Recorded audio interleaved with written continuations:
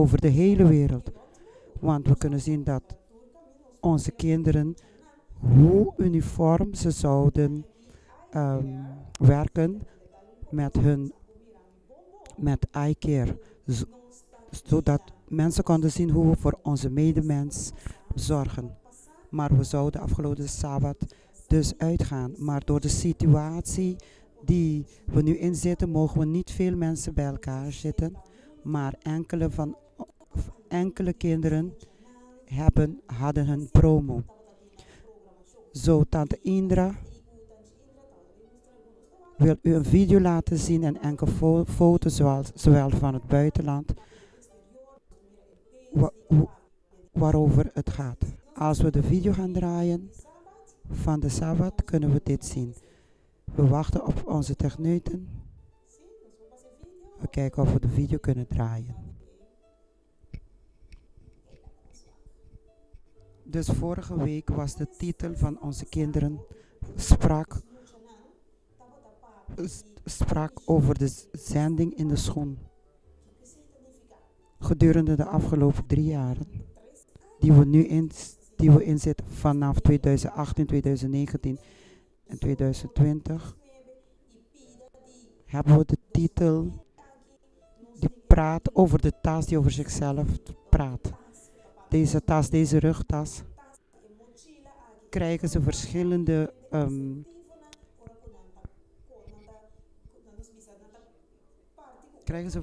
dingen die ze met andere kinderen kunnen delen. Bijvoorbeeld bepaalde waarden met andere kinderen. En dus dit jaar, we zitten in de trend van lopende en we gaan. Dus we blijven in dezelfde lijn en we gaan in dezelfde lijn van lopende en we gaan. Dus discipelen kunnen niet stilstaan, ze moeten blijven bewegen. Dus onze kinderen, we blijven lopen. Ik kan me voorstellen dat jullie thuis zitten, jullie kunnen niet springen en spelen zoals jullie willen. Maar er is een thema die we wel met andere kinderen kunnen delen. Dus met deze thema wil tante Indra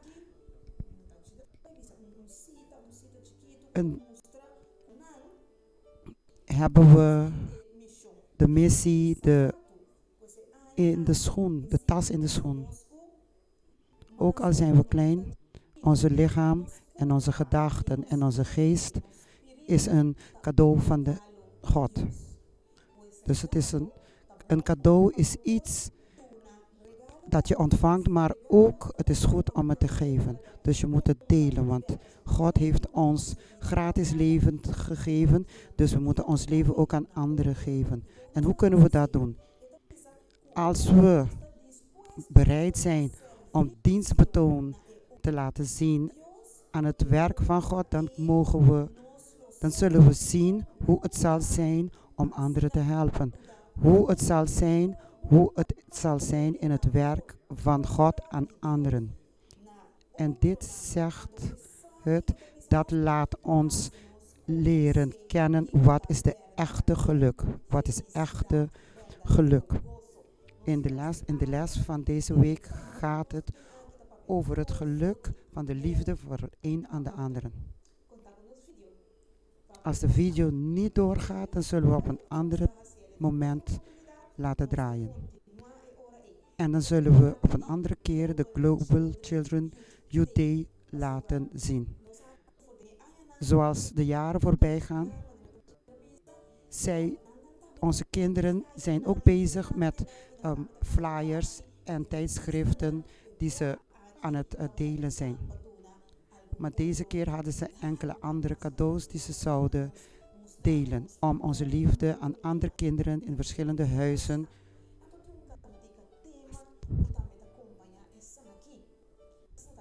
Dus nu gaan we naar dit themalied luisteren. Die praat over hoe je anderen moet helpen. Dit lied kunnen we wel draaien zodat ieder de eigen deel kunnen krijgen.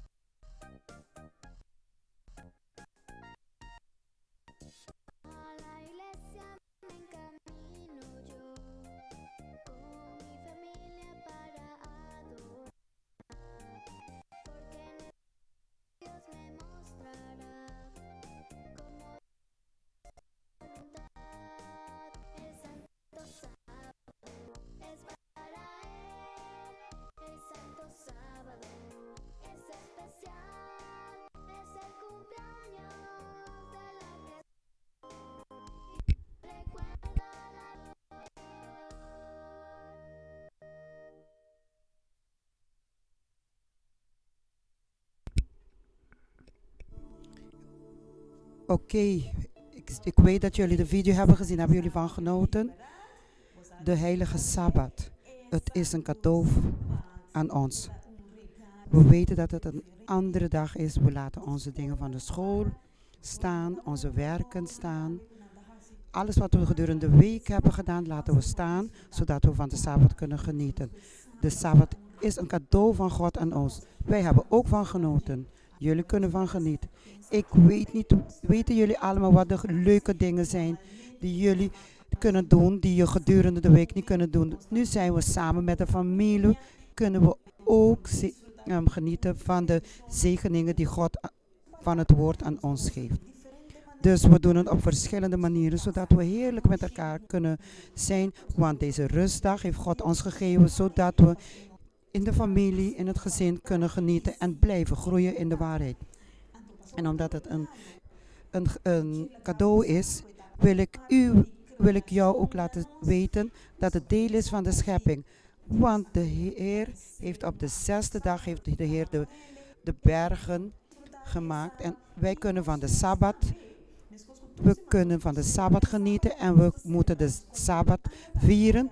We vieren onze verjaardag. Onze huwelijksjaren vieren we ook. Maar we willen jou ook feliciteren vandaag aan degenen die jarig zijn of van de week die jarig zijn. Maar ook op deze speciale dag van onze Heer, die vandaag ook voor degenen die vandaag jarig zijn.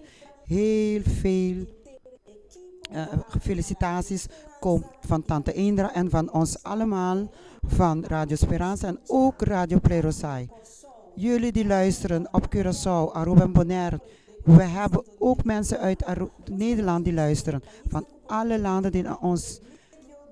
Alle landen kunnen naar ons luisteren middels de media, digitale media. Dus onze kinderen kunnen alles goed zien.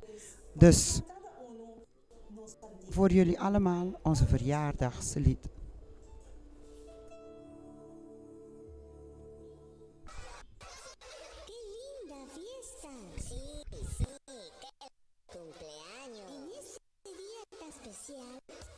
Recibe todas las bendiciones de Dios y de tus papis también. Dios te bendiga.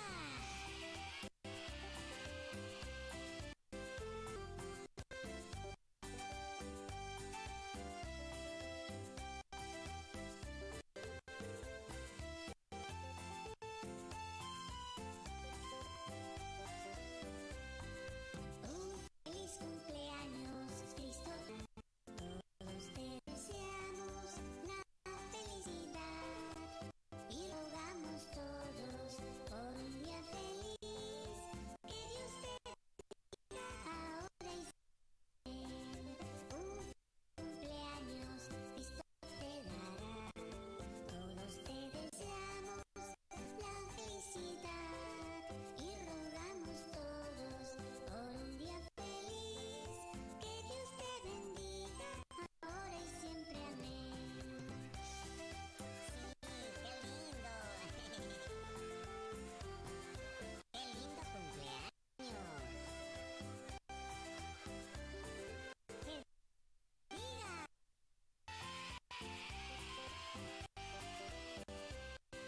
Un feliz cumpleaños, Cristo te dará. Todos te deseamos la felicidad y rogamos todos por un día feliz. Que Dios te bendiga ahora y siempre. Amén. Un feliz cumpleaños, Cristo te dará.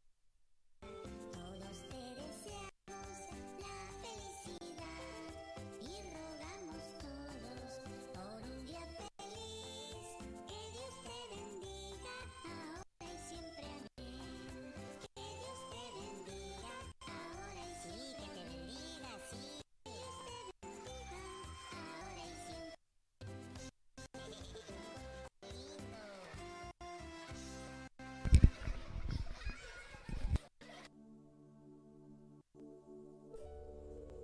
Dus zodoende dat de Heer voor altijd u kan zegenen. Jullie kan, en felicitaties voor elk een van jullie die jarig zijn vandaag. Dat jullie echt goed zullen voelen. En weet dat wij van jullie houden. En mama en papa houdt ook heel veel van jullie. En ontvang van mij een krachtige omhelzing en ook een kusje. Want we zijn blij dat je vandaag nog een jaar jarig bent geworden. Dus felicitaties is de wens van ons allemaal. En dat de Heer u voor altijd mag zegenen. En dat je ook een aardig en lief kind mag blijven. En nu gaan we snel naar onze lessen. De lessen van onze baby's, voor onze kinderen. We gaan naar de lessen.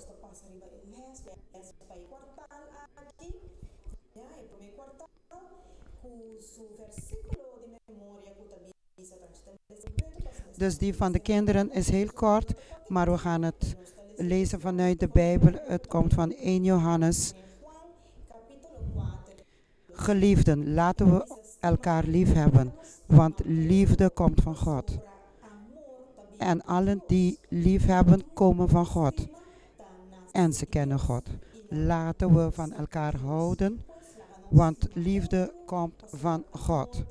Alles wat we doen, omdat de Heer een heel klein beetje liefde heeft gedruppeld op ons. Maar we kunnen dit ontwikkelen als we liefde aan elkaar tonen. De les vertelt ons over Abraham en Sarah. Op het moment dat ze zo oud waren, ze waren al op hoge leeftijd, maar Sarah is altijd de wens gehouden om een baby te krijgen, een baby voor haarzelf te krijgen. Maar ja, jammer genoeg kon ze niet een kind krijgen toen ze zelf wilde. Maar God had een heel wonderbaarlijke plan. Terwijl ze huilde een keer, kwam Abraham een keer bij haar en begon haar te aaien om haar te troosten.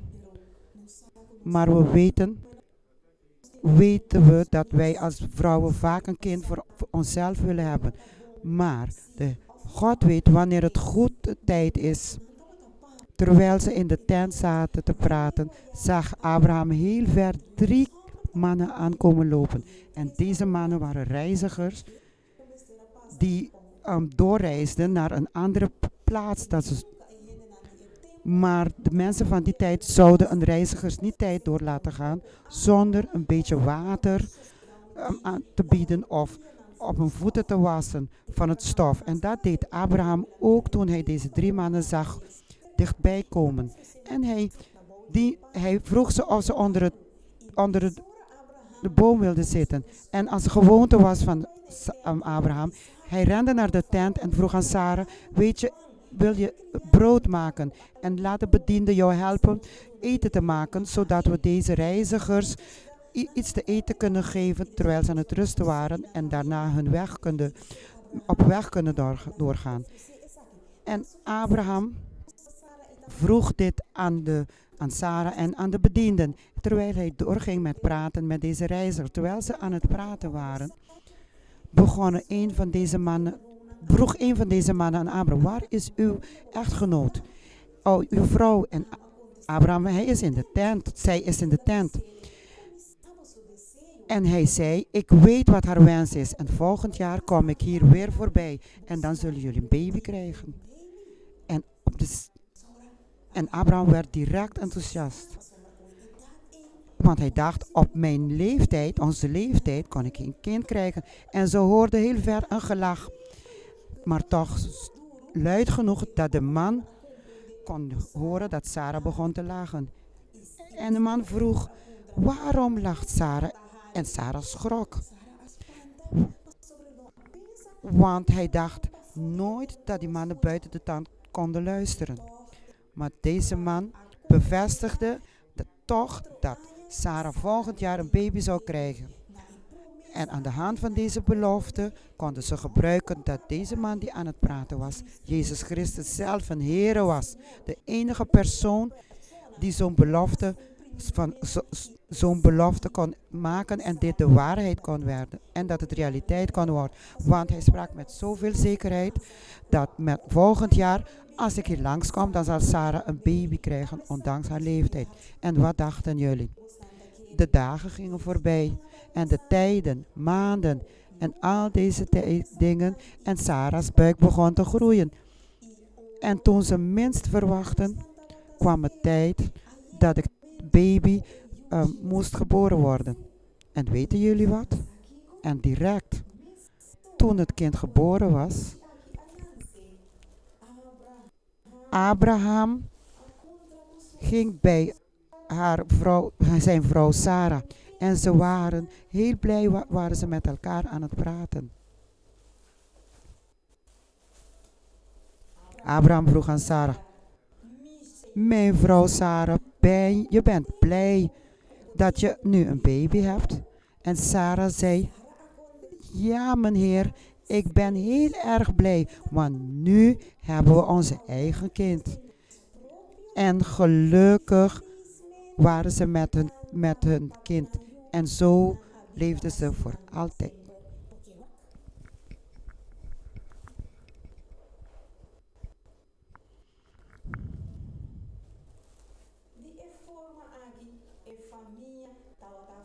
En zodoende waren de volwassenen gelukkig samen. En zo lieten ze liefde aan elkaar zien. En zo moeten we ook liefde aan elkaar laten zien. Ouders, deze dagen zijn we thuis. Is de beste kans om jouw kind te omhelzen. Om haar te zeggen dat je van haar houdt of hem houdt. Elk lid van de familie laten we elkaar zeggen dat we van elkaar houden. En dit is dus wat we hebben voor onze kinderen. De lessen die we hebben voor onze kinderen. Nu gaan we luisteren naar een andere les.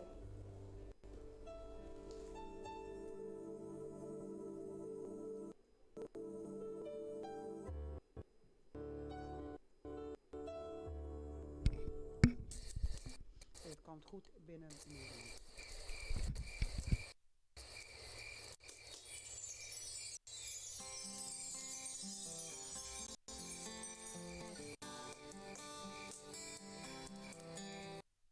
Kijk eens naar de sterren, Abraham. Kijk eens naar de sterren, Abraham. Je raakt het al volkomen kwijt. Kijk eens naar de sterren, Abraham. Kijk eens naar de sterren, Abraham. Wat God belooft gebeurt altijd. Altijd. Abraham. Altijd. Altijd.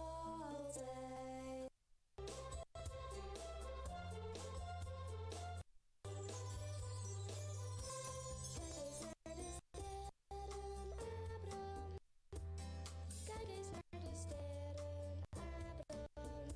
Je raakt het al volkomen kwijt. Kijk eens naar de sterren, Abraham. Kijk eens naar de sterren, Abraham. Wat God belooft gebeurt altijd. Altijd. Abraham. Altijd. Abraham. Altijd.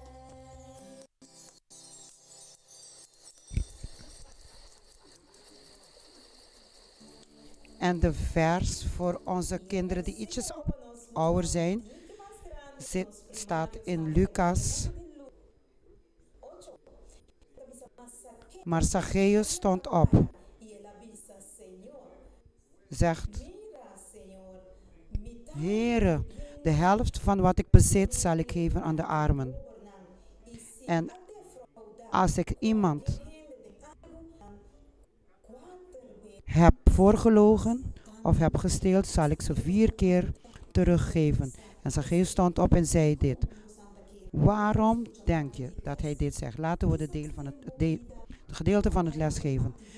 In je leven heb je ooit gewild dat je iets kon zien dat je niet kon zien? En ze proberen bijvoorbeeld, je stond ergens en ze proberen jou te tillen zodat je beter kan zien. Dat was ook zo met Zacchaeus. Zacchaeus hoorde dat Jezus Christus lang zou komen. Dus hij ging direct naar buiten om deze Jezus te kunnen zien. En hij begon in zijn hart te voelen dat hij de dingen die hij deed ermee moest stoppen te doen. Hij was een tollenaar. Hij inde de belasting. En gedeelte van die belasting dat hij van de mensen nam, stal hij voor zichzelf. En zo is hij rijk geworden. Hij was een van de rijkste mannen in de wijk. En hij wist dat het niet goed was. En de mensen om hem heen waren arm. En hij nam veel geld. En hij kon niet schelen. En de overheid kon niet schelen als de belasting maar kwam. En toen Jezus in de straten kwam, besloot hij naar Jezus te kijken. Dus hij ging kijken. Hij zag mensen bij elkaar komen. En hij kon niet bij Jezus aankomen. En direct zag hij een grote boom. En hij besloot om in de boom te klimmen. En hij ging daar zitten. Zacchaeus ging in de boom zitten. En hij ging zitten. Want je moet hoe je dan ook doet, kun je hem in de boom zien. Maar hij bleef toch gescholen. En Jezus kwam net daaronder. Jezus ging slapen, liggen op een tak, zodat niemand het zag dat hij in de boom zag. Maar als hij Jezus maar kon zien en vertrouwen dat Jezus hem kon helpen. Toen Jezus onder de boom was, zei Jezus tegen Zacchaeus, kom naar beneden, want vandaag ga ik naar jouw huis. En Zacchaeus schrok en hij zei, kijk, nu heeft Jezus me gezien en hij wil ook naar mijn huis gaan. Maar Zacchaeus, zijn hart was al zo zacht voor wat Jezus tegen hem zei. Dus hij klom naar beneden van de boom en begon richting zijn huis te gaan.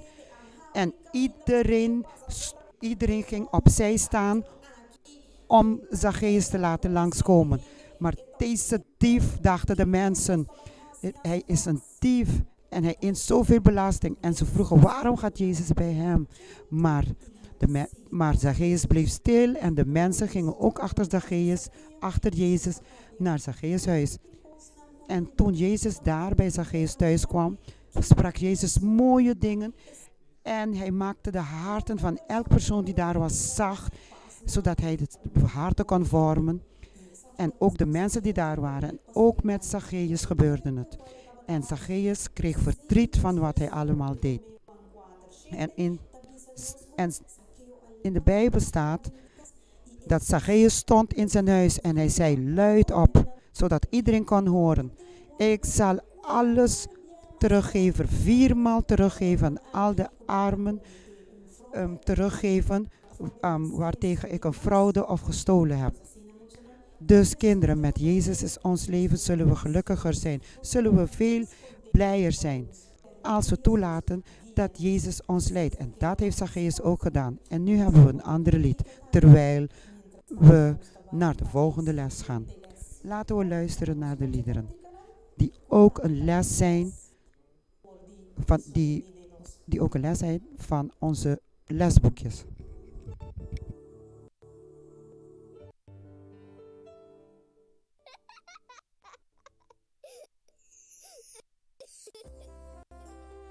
Gracias Jesús por tu amor y por darme una familia que me hace muy feliz. Si estoy contenta, no puedo estarlo más. A mamita tengo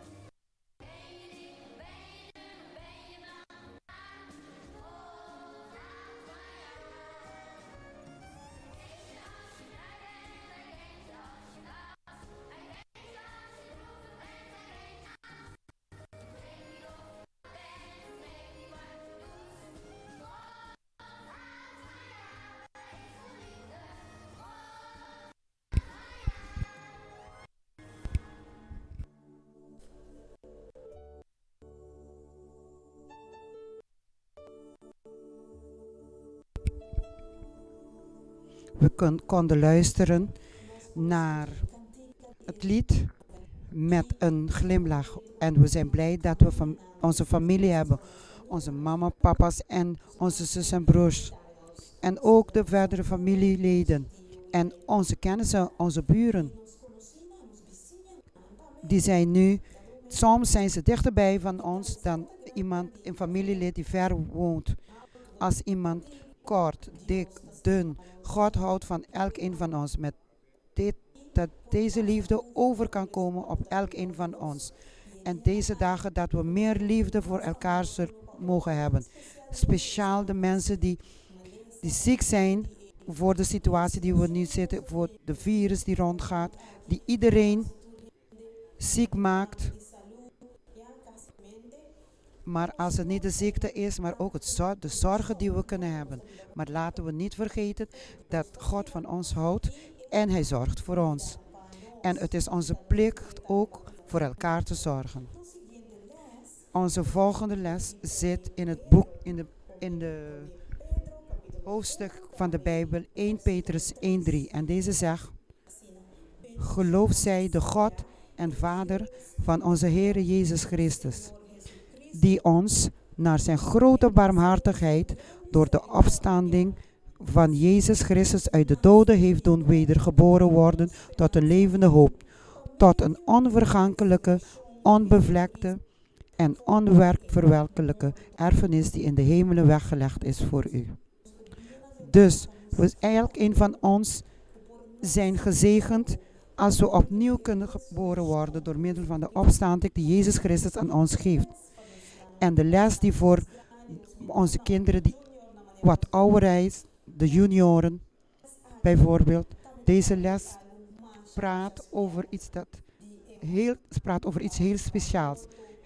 Het praat over de man die overleden was, maar nu weer leeft, Soms heb je je soms in een situatie gevonden waar je alleen 's avonds liep en je hoorde iemand bij je komen en hij sprak.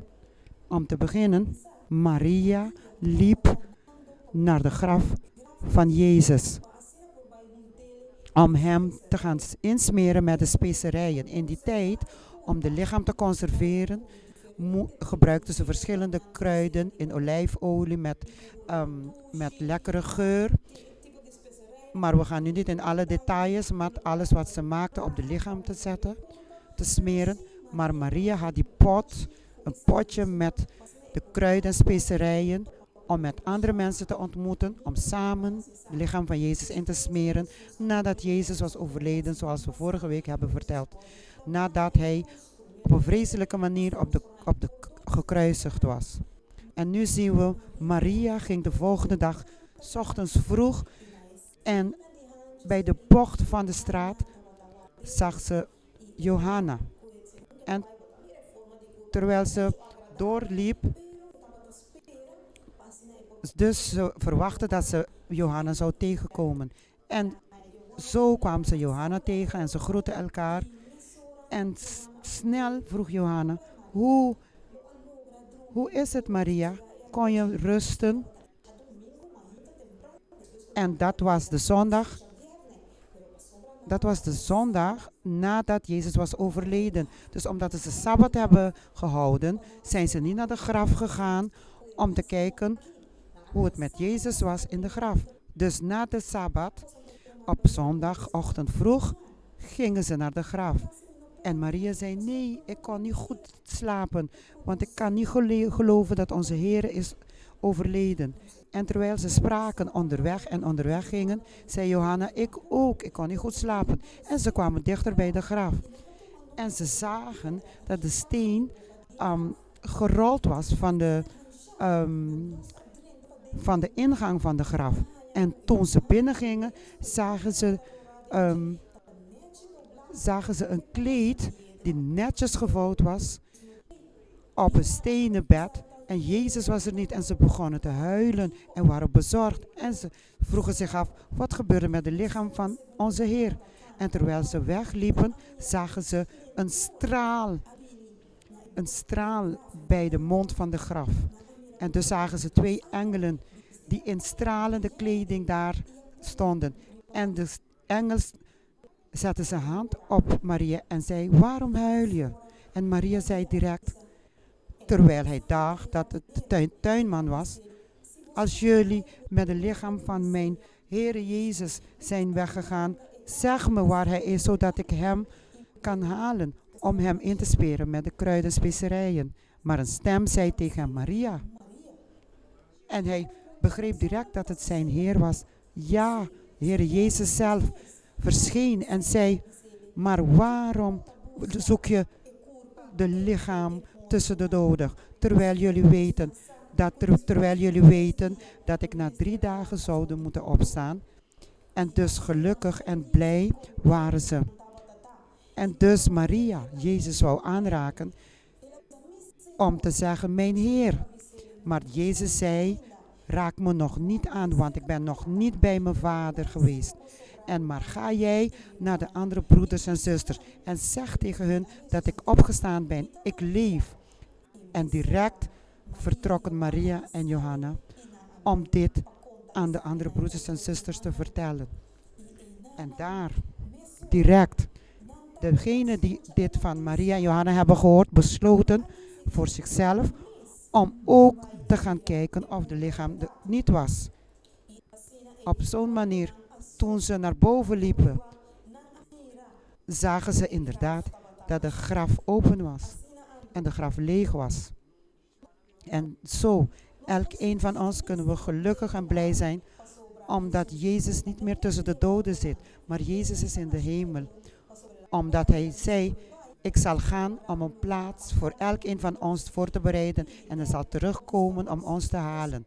Jezus leeft. Laten we genieten, want de Heer die overleden is, is nu opgestaan. Zodoende kunnen wij ook opstaan en voor eeuwig leven.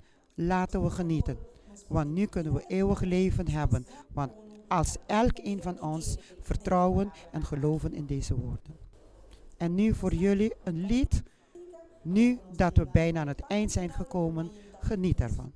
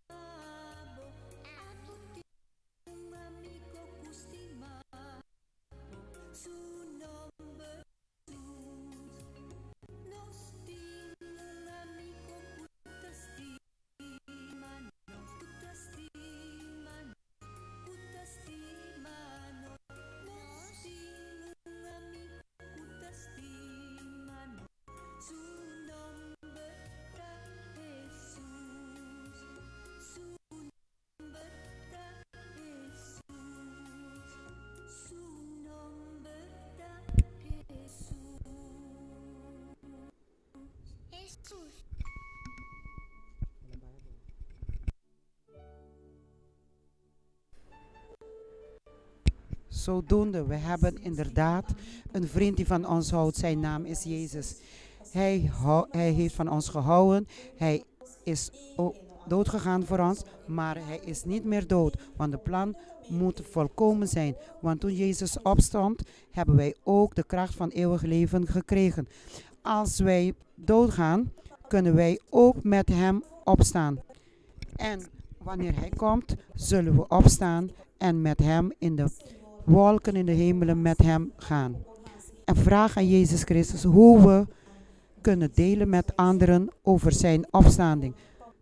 Vraag Jezus om jou te laten zien hoe je dit kan doen. De les zegt tegen ons, God zal ons wijsheid geven, zodat we kunnen delen deze goede hoop, delen de hoop van zijn komst, dat we snel, spoedig met hem zouden leven waar er geen lijden meer is, dat we zonder pijn, zonder dat we nu meemaken, kunnen we voor altijd met Jezus, met ons en met Jezus leven. En nu gaan we over tot een gebed.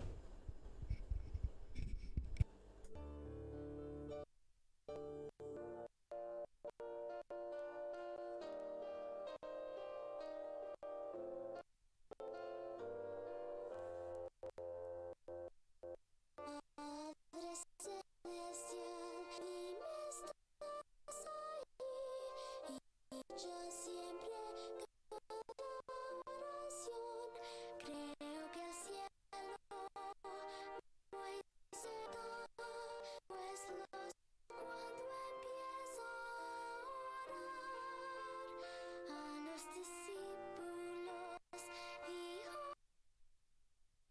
dejad a los niños venir a mí, Padre, vengo ahora a ti, vengo a ti mediante la oración. Vader in de hemel, vanochtend komen we voor u door middel van gebed. Want dit is de middel die u achtergelaten hebt, zodat we met jou kunnen praten, zodat we met jou kunnen communiceren. Onze Vader van genade, vol met liefde, die voor elk een van ons is doodgegaan. En op dit moment zijn we blij, zijn we gelukkig, omdat we nu niet meer weten dat we niet dood zullen blijven. Want we zullen leven om samen met u te zijn. Dank u, Hemelse Vader. We zijn blij om met jou te praten. Want wanneer u als persoon komt om ons te halen, dat we samen met u mogen zijn. Vergeef aan al onze fouten, al onze zonden. De verkeerde dingen die we steeds doen. Maak ons schoon met uw bloed die op de kruis is vergoten. Dat we verschoond kunnen worden, dat we kinderen kunnen zijn, dat die doet wat onze ouders zeggen en wat u zegt, blijf met ons vandaag. Speciaal voor degenen die ziek zijn of zich niet goed voelen voor de situatie waar we in leven. Help ons zodat we gehoorzaam kunnen zijn aan jouw woord, en help ons zodat we snel vrij kunnen zijn. En breng ons terug samen, vragen wij jou, in de mooie naam van Jezus Christus. Amen. Tot volgende week met Gods wil. Dag.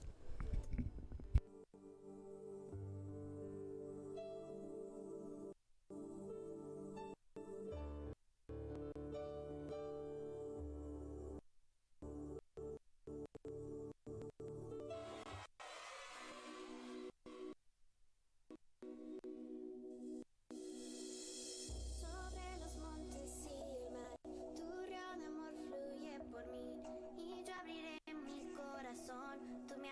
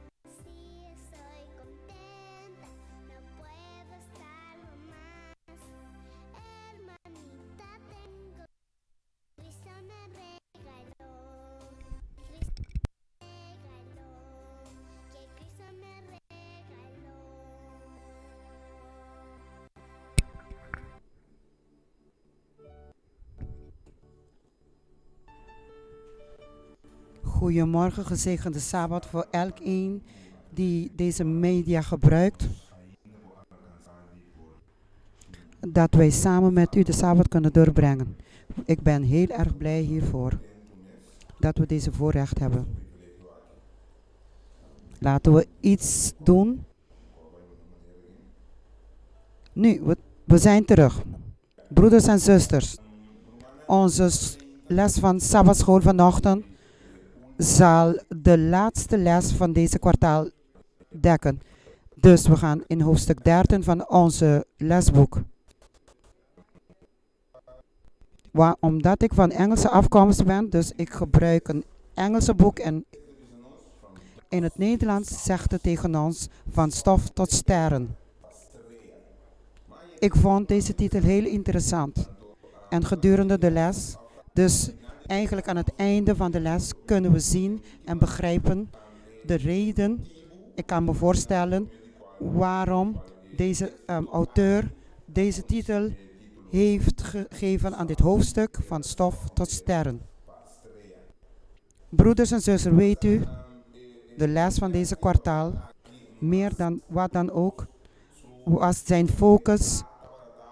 focus om ons te geven, om hoop te geven voor de tijd die we inleven door middel van het boek van Daniel. De geschriften van Daniel, vaak en voor heel lange tijd, is bestudeerd en men heeft van alles ermee gedaan om eruit te halen en te ontdekken, vooral de profetieën waarover dit boek gaat. Deze boek heeft meer en praktisch meer profetieën van de komst van Jezus, maar vanaf zijn geboorte, maar vooral de dingen die zijn gebeurd aan het einde van de wereld. Met andere woorden, toen Daniel met het grote beeld heeft gedroomd en Daniel dit uitlegde, was het een compositie van de tijd van Nebukadnezar tot het einde wanneer Jezus zou komen. En dit, heel kort, heb ik het voorrecht, en ik wil u herinneren, het is een voorrecht dat we vandaag hebben om de totaliteit te ontdekken. En als we nu in onze Bijbel gaan,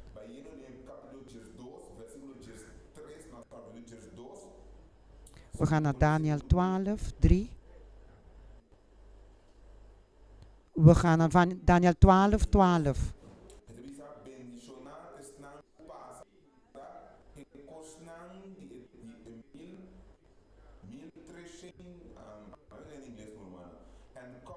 Welzalig hij die blijft verwachten en 1335 dagen bereikt. Dus deze laatste profetie zegt dat we gezegend zijn als we aan het einde komen. Waarom zijn we gezegend? Want de totaliteit van het boek, de boek zal totaal zijn voor elkeen van ons. Laten we nu waar we zijn even gaan bidden, zodat de Heer ons kan leiden in de les van vanochtend. Goeie God, we danken u voor uw genade en uw liefde, voor uw beschermen vandaag nog. Nogmaals kunnen we samen met elkaar zijn. Bedankt Vader van liefde. Dank u voor het woord dat achter is gebleven, die ons hoop kan geven in de wereld die we nu leven. We vragen dit allemaal, dat dit woord kan gaan over de hele wereld. En dat het ons kracht kan geven en leiding kan geven, zodat hoop kan geboren worden in de harten van mensen. Dit vragen we in de genade van Jezus Christus. Amen. Om te beginnen met de les. Ik ga niet dagelijks de les doen. We gaan een samenvatting van de les doen, want we hebben niet zoveel tijd. In deze samenvatting wil ik dat we rekening houden dat ik de titel als begin zal praten. Het praat over de stof en het gaat helemaal naar de sterren. Als ik tot eruit kan zeggen, in deze etappe van stof naar sterren, dan is er een tijd die we noemen de tijd om te wachten. Dus we moeten wachten van een etappe van stof om naar de sterren te komen. En in deze etappe komen bepaalde dingen naar voren. Een van de dingen die naar voren komen, er zullen veel problemen komen in alle vormen. Nu gaan we door COVID-19. Dat is een probleem van de tijd van het wachten die we nu inzitten. Maar net zoals er problemen zijn die de Bijbel over praat, zoals het zijn pijnen van kinderen krijgen. Er is ook een tijd dat voordat we bij de sterren komen, dat is de tijd van achtervolgen. Het is een vreselijke achtervolging. Terwijl we door problemen gaan, zullen we doorheen gaan totdat de vervolging zal komen. Waar ze onze godsdienstvrijheid zullen bevragen. Vandaag hebben we frustraties en pijnen en problemen met het feit dat ze aan onze vrijheid zijn gekomen om uit huis te gaan, om heen en weer te gaan zoals we willen. Maar kunt u voorstellen wanneer ze zullen onze vrijheid van godsdienst om Jezus te aanbidden zullen aantasten? Deze boek geeft ons de hoop dat wanneer ze dit aanraken, deze tijd, dat ons godsdienstvrijheid aangeraakt, we kunnen de hoop hiervan krijgen. We gaan naar de hoofdstuk 12, naar de laatste hoofdstuk van Daniel. Dit gaat over de laatste visie van Daniel. We begrijpen dat de visie die begint bij hoofdstuk 10, die gaat over tot hoofdstuk 12. Maar deze visie heeft een introductie. Deze visie heeft een deel van de visie zelf. En als je mij volgt naar hoofdstuk 11:1, dus 11:1 tot 12:4, dan dekt het de visie zelf. En er is een conclusie die 12:5 gaat tot het einde bij vers 13. Dus samen gaan we uithalen de belangrijkste uit deze les. Om een conclusie van deze centrale les te halen, deel de les in 3 delen. Eerst Michael, de grote prins. In het tweede gedeelte, de grote prins. En de derde, hij is degene die zal opstaan. Deze 3 gedeelten willen we vanochtend behandelen. Dus de grote prins, hij zal opstaan. De tweede grote prins. En de derde, hij zal staan. Het is belangrijk. We moeten rekening houden toen de Griekse-Arameïsche taal naar voren komt. Het is een specifieke taal. Dus elke letter, elk woord, elke komma, elke punt, die heeft een betekenis. Als je een komma of een letter eruit haalt, dan verandert het woord totaal. Dus in dit geval, hij zal staan, komt van het woord aman. Dit betekent dat hij zal bezitten. Terwijl het boek van Daniel, wij leven in een etappe van oorlog. Vanaf het boek van Nebukadnezar. Dus we wandelen tussen oorlogen tegen elkaar. Dus koninkrijken werden genomen. Dus met toestemming van God kon Nebukadnezar het volk van God overheersen. En met deze overheersen zou hij deze rijk kunnen beheersen. En daarna zou er een andere koninkrijk komen. En aan het einde van al deze koninkrijken, de koning die zal opstaan om oorlog te voeren, is Michael. Dus de oorlog waartussen wij staan. Dus we hebben een commandant. Dat hij zal staan en de oorlog zal overnemen en de oorlog zal beëindigen. in de visie van hoofdstuk 11, in al deze heen en weer gaan van oorlogen, was er geen die de totaliteit had om alles te vernietigen. Dus achter elk een kwam een andere. Dus wanneer we komen bij de grote prins, wanneer hij opstaat, zal hij het wel afmaken. Dus het woord de grote prins, het zegt twee dingen. Het geeft twee dingen. Het geeft de karakteristiek van de goddelijkheid van Jezus als kind van een koning. Dus zijn goddelijkheid, maar samen daarmee is hij ook de commandant van de leger die achter hem staan. Dus de engelen, dus de leger van de hemel. Deze grote prins zal opstaan met zijn leger. En ik vind het heel interessant als we daar even stilstaan. Waarom?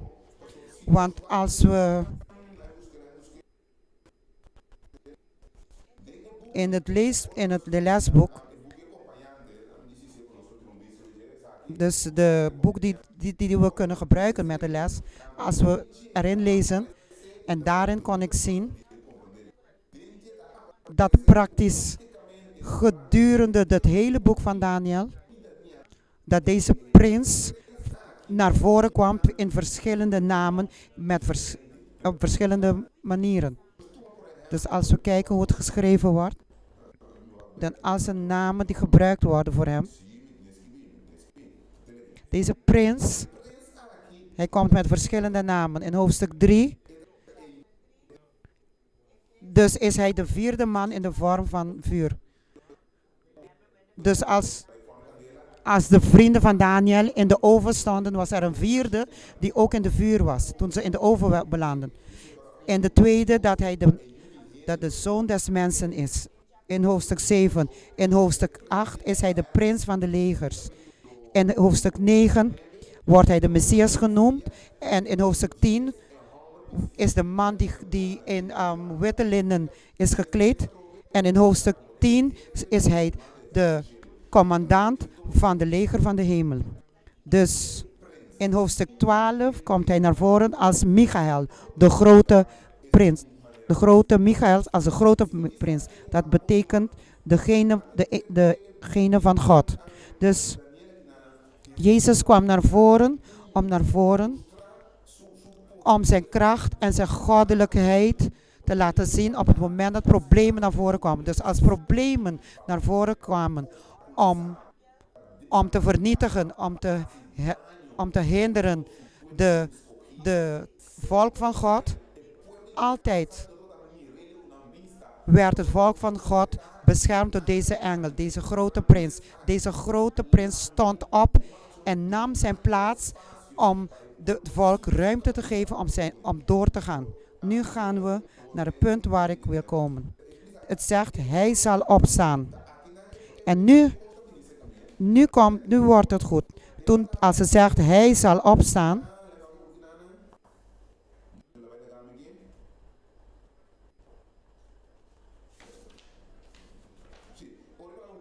Als het zegt, hij zal opstaan. Het woord Omer, maar niet meer het woord Ama, maar Omer. Het betekent ene die zal staan in de context van de oordeel. Dus Michael zal staan om op te treden als iemand die pleit voor zijn volk. Als we kijken in hoofdstuk 12, het zegt in verse 2, in verse 1, te dien tijde zal Michael opstaan, de grote vorst die de zonen en het feit dat de naam in het boek staat, heeft zijn alliantie, heeft zijn vrije wil gegeven om de wil van God te volgen. Dus het feit dat u en ik Jezus Christus hebben aangenomen als onze redder en Heer, het maakt dat al ons gehele leven zal door middel van God plaatsvinden. Als deel van het volk van God, als kinderen van God, Dus onze naam zal geschreven worden in deze boek. Dit boek, sorry. In dit boek staat geschreven al degenen die voldaan hebben aan het woord van God. Dus aan het begin, Adam en Eve waren tegen het woord van God zijn. Waardoor we niet de vrijheid om te kiezen. De vrijheid om waar ik moet gaan. Op het moment dat we kunnen kiezen tussen goed en slecht, geeft God nu een richting aan de mens welke richting ze moeten gaan. Dus in zijn woord kunnen we dit ontdekken. En wat we ontdekken, dit zal ons voorbereiden. Zodat wanneer hij komt om de wereld te oordelen, kan hij onderscheid maken tussen degenen die het woord hebben gevolgd en degenen die het woord niet hebben gevolgd. Als wij ons leven in de handen van Jezus Christus hebben gegeven, dan staan we geschreven in het boek als deel van het volk van God. En hij zal opstaan wanneer men tegen ons willen gaan. Op welk moment zal dit gebeuren? Op welk moment zal God staan opstaan? En dit gedachte heeft mij gebracht toen Jezus aan de discipelen over de tempel had geschreven dat de tempel naar beneden zal komen. En toen de discipelen aan de meester vroeg wanneer zullen deze dingen gebeuren in Matthäus 24. Maar Jezus heeft hun gezegd, maar omdat wij vandaag Jezus niet voor ons hebben, heeft hij in zijn woord bewezen. Daarom is het belangrijk om het woord van God te lezen en te bestuderen.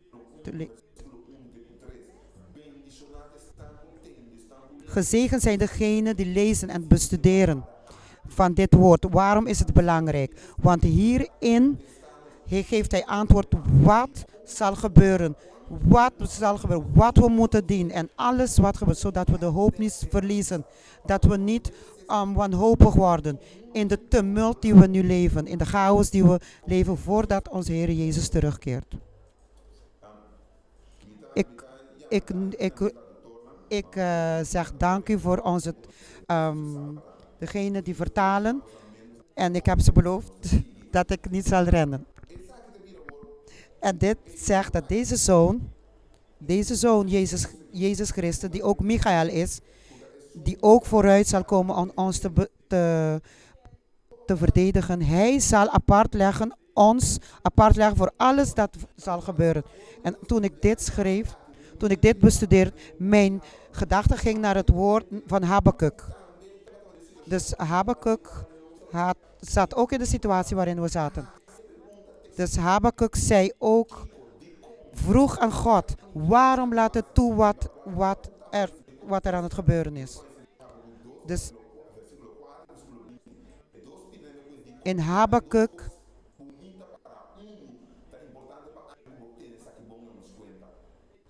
de rechtvaardige zal leven, dat staat daar. Dus het geloof komt door het luisteren naar het woord van God. Daarom is het belangrijk, degenen die luisteren. Dus geloof komt vanuit het luisteren naar het woord. En dit woord moet ons leiden om te begrijpen dat op dit moment nog steeds God, Jezus Christus, zit in zijn heilige tempel. Dus de wereld moet stilstaan. Want op het moment dat hij opstaat, dan nog heeft hij dominantie en controle. Een detail die we moeten mee rekening houden. Op het moment dat hij opstaat, begint hij met het proces van oordeel.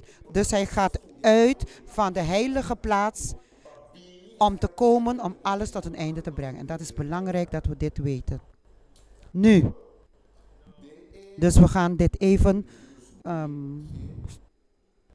een stukje. Nu krijgt de titel van de les een relevantie. We springen een stuk over. Want nu komt naar voren het feit dat Jezus opstaat. Het feit dat Jezus komt om het oordeel te doen. Dit betekent dat hij zal beëindigen met alles dat aan het gebeuren is. Het feit dat hij alles gaat beëindigen, dat zorgt ervoor dat er twee groepen zijn. In hoofdstuk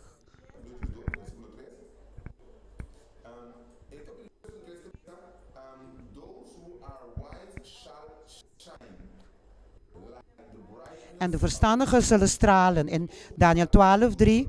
Als de glans van het uitspansel en die velen tot gerechtigheid hebben gebracht. Als de sterren voor eeuwig en altoos. Dus er zullen twee groepen zijn die zullen opstaan en stralen. Maar er zullen ook degenen zijn die naar de stof van de aarde zullen terugkeren. Er zal een groep opstaan die opstaan als sterren. Maar er zal een groep zijn die zal terugkeren naar de stof van der aarde. Maar deze groep is de groep die we niet in willen zijn. Nog meer. Nog meer. De mens kan de dood niet voorbij gaan. Maar de kans om op te staan geeft God ons. Dus daarom is het belangrijk dat we rekening hiermee houden. Op het moment dat de oordeel komt, de definitie van wie zal opstaan en wie niet zal opstaan, zal er niet meer ruimte zijn, zodat op het moment dat Jezus komt te besluiten. Dat zal besloten worden op dit moment. Waarom dit maakt het iets interessant? Want in deze etappe van oorlog, dus er zullen er zullen uitdagingen zijn. Bijvoorbeeld de coronavirus die we nu meemaken, bijvoorbeeld. Dus oorlogen en rumor van oorlogen. Maar er is ook een kans. En de kans die er is dat we ruimte hebben, dat we zullen kunnen lezen dat het woord van God de waarheid is. En met dit geloof en dat we kunnen staan voor God. En bij de tweede komst van Jezus Christus zal deel worden van de profetie na de 1260 dagen. Dus Pastor Jansen heeft vorige keer dit behandeld. In deze etappe van 1260 dagen, dit zal een gedeelte zijn van het gedeelte van Daniel 11.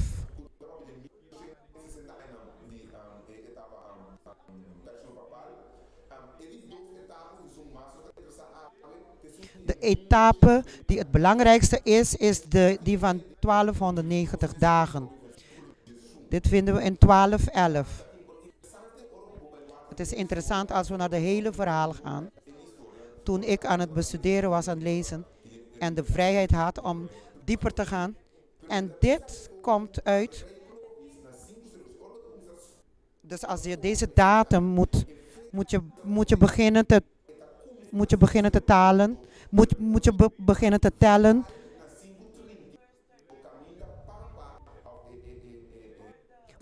Het begint bij 5008 en het eindigt bij 1798 toen de paus gevangen werd genomen. Dit is belangrijk om rekening mee te houden. Dat in deze tijd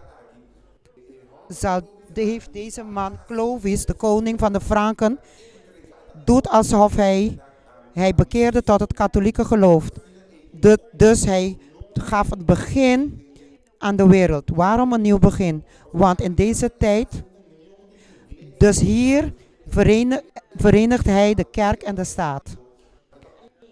En dat doet hij door middel van doop in de kerk.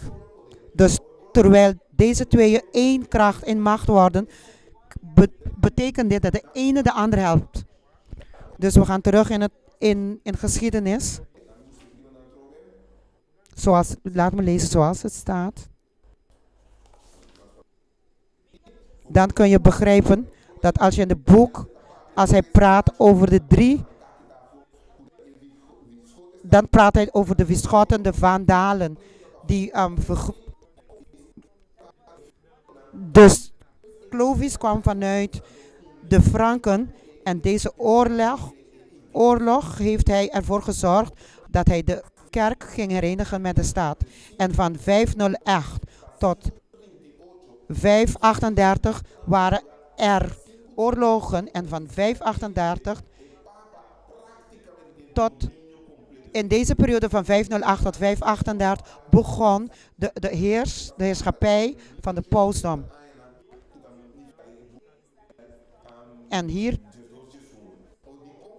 in 1211 staat En van de tijd af dat het dagelijks offer wordt gestaakt en een gruwel wordt opgericht die verwoesting brengt, zijn het 1290 dagen. Dus op het moment dat we beginnen te tellen, de 508, waar de eenheid komt van staat en kerk, dat de desillusie bij de gruwelijkheid bijeenbrengt, deze blijft kracht krijgen in 538 die doorgaat tot aan, het, tot aan 1798, toen de kleine man, toen Napoleon Bonaparte, toen hij de paus Pius gevangen nam. Hier eindigt de macht van de pausdom. Deze profetische tijd die plaats heeft genomen. Dit betekent dat er geen andere etappes meer zijn. Dit is de laatste etappe. Want hierna in vers 12 staat, komt hij weer met een etappe. Dan praat hij over 1335 dagen. Dezezelfde is ook een vervolg. Dus als we lezen 1335 moeten we het niet loshouden van de 1290. Dus het is 11, op het moment dat de gruwel begint, moeten we beginnen te tellen. 1290 dagen. Maar daarna gaat 12 naar. Dus dan tellen we terug. Zullen er 1335 dagen komen. Die ook begint bij 508. Dus als we dit alles stellen, is er een datum die ik in dit boek heb gevonden. Herinnert u, in al deze dingen die aan het gebeuren worden, werd gevraagd en werd gezegd aan Daniel, hij moet het boek zegelen. En als we dit gaan kijken, zegt het in mijn boekje, een geschiedkundige zei, door Ernest Martyr, Daniels, ja, dat is de naam. Ja. En deze geschiedkundige zegt dat in deze profetische dagen van Daniel, de 7 auteurs hebben hierover geschreven, over Daniel geschreven. En in de 17e eeuw schreven 12 mensen. Dus ze hebben in de 18e eeuw hebben 20 auteurs hierover geschreven. En in de 19e eeuw hebben meer dan 100 of 109 mensen over het boek van Daniel gesproken.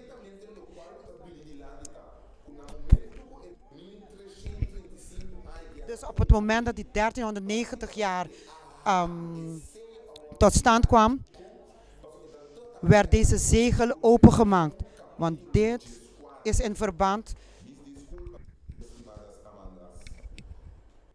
Hoofdstuk 14 van de Openbaring praat over de eerste engel die naar boven komt. De eerste engel die met de eerste boodschap gaat. Laten we teruggaan. Laten we naar Openbaring 12 gaan. Nee, Openbaring 14, 16.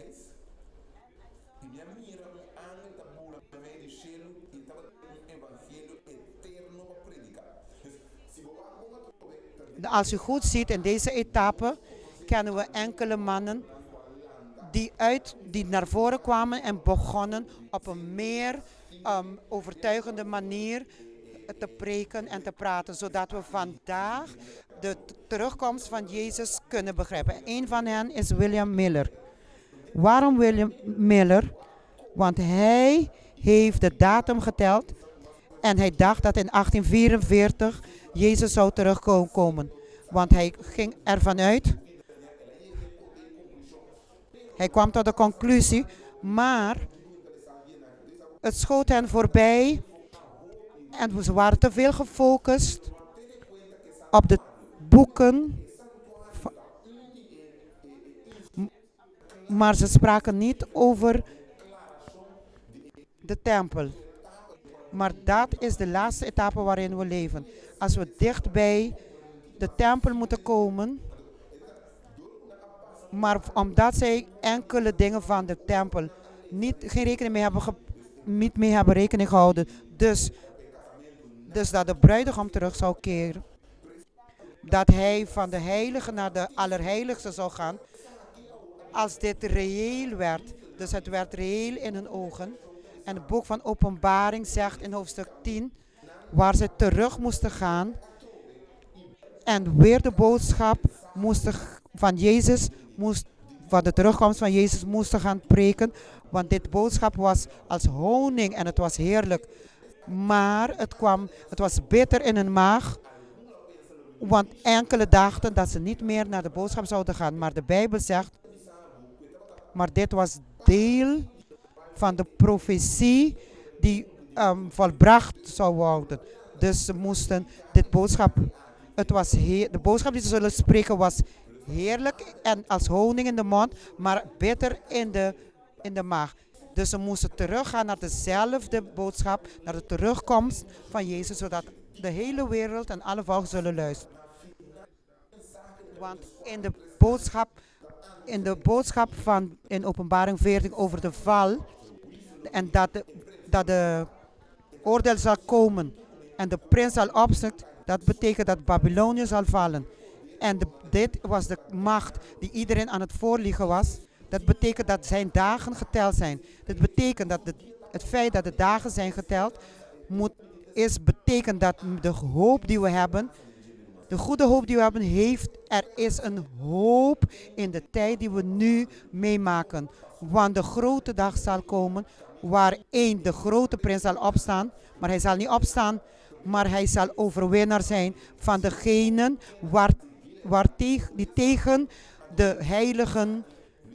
die tegen de heiligen strijdt. Dus door de zonden gaan we dood. En onze dood is als een schaamte voor God. Dus voor God deze schaamte van de dood weg te halen van ons levens. Maar om u en ik leven te geven. Maar hij heeft nodig dat wij hem aannemen. Als we deze les kunnen begrijpen. Deze les is een samenvatting. Het is van de hele etappe van Daniel. Daniel wordt gevangen genomen, dat is Babylonië, dus een schaamte.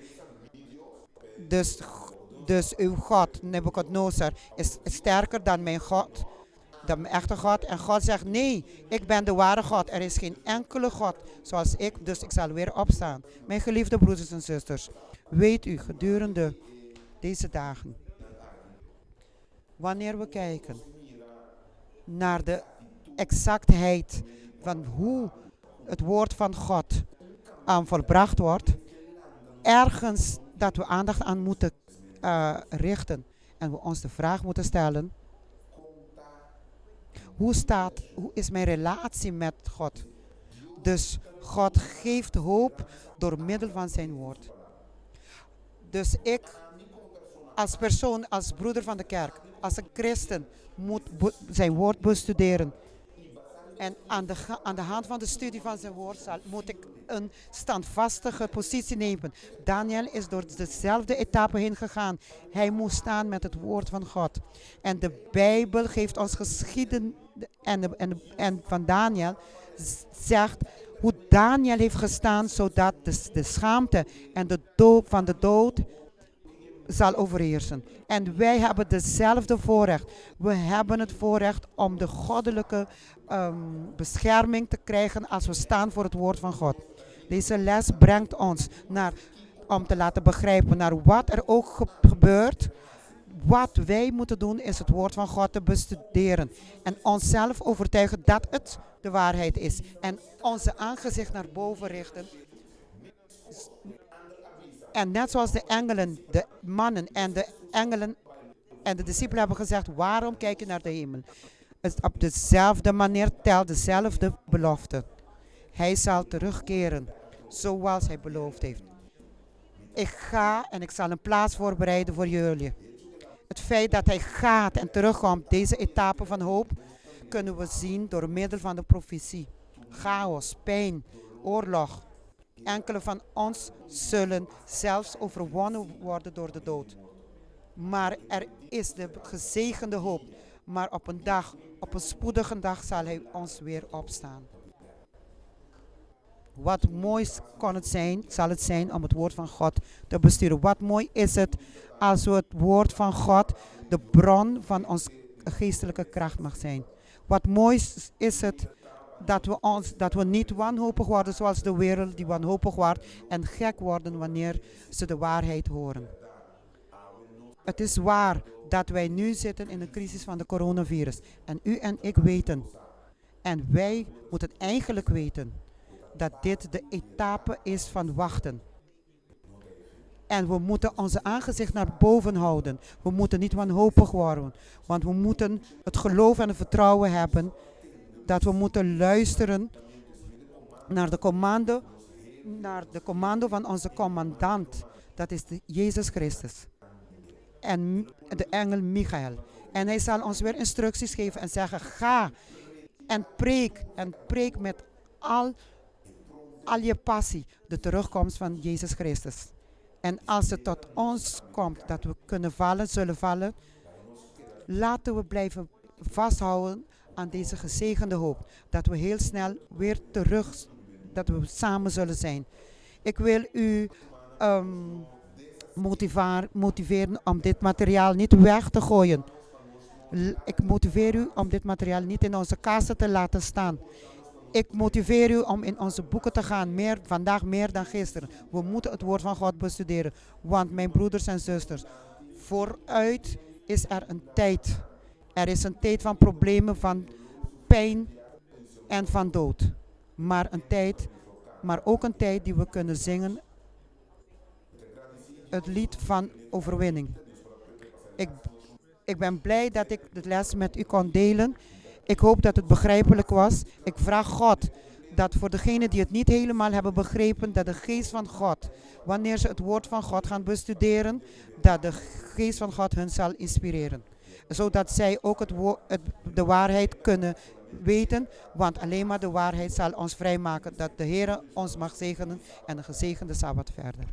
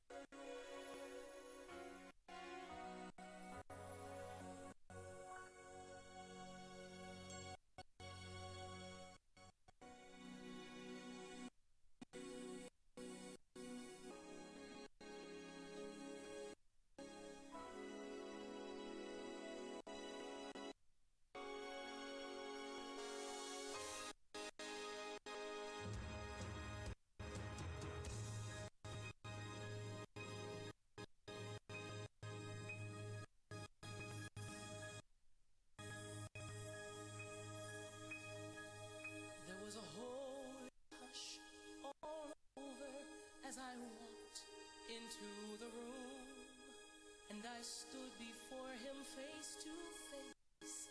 I was gloriously made new. Great and awesome.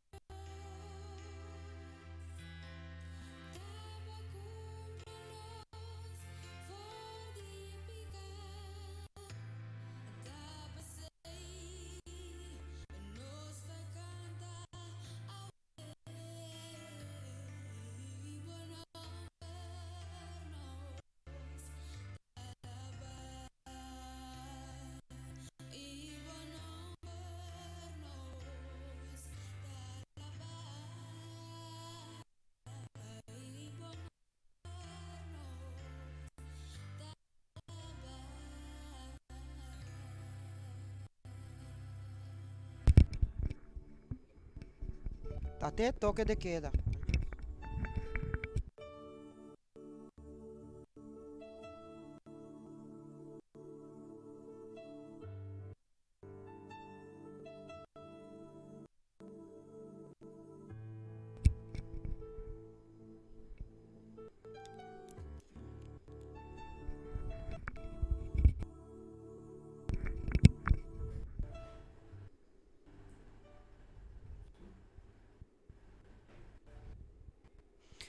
Een goede morgen of goede middag willen we u wensen en we willen u danken in de naam van de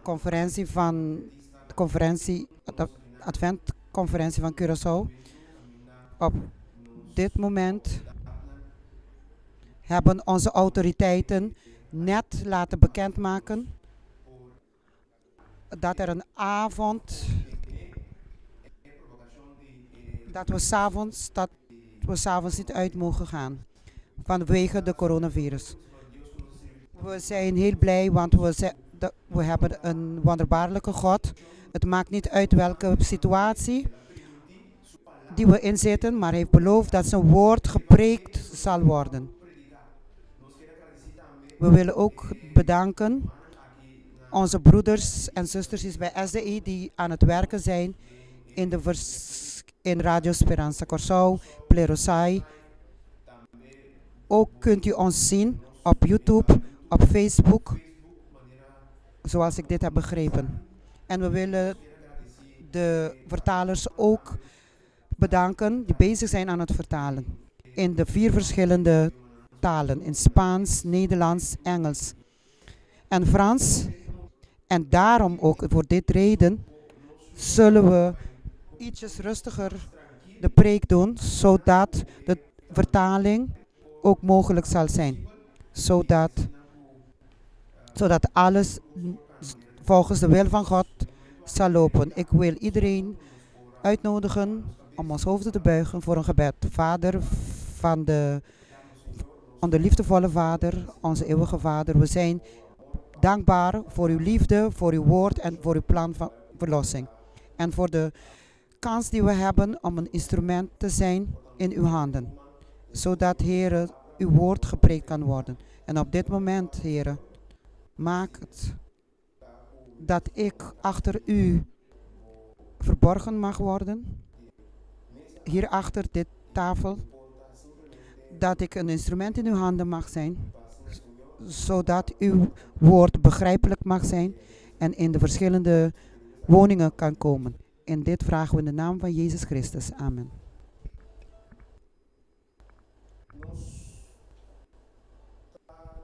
Wij beginnen vanmiddag om te illustreren waarover we het hebben.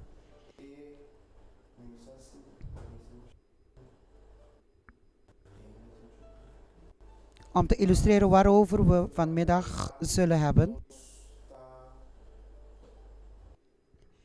Hebben we in de achtergrond het lied 530. Horatio Spafford was een advocaat, een Amerikaanse advocaat.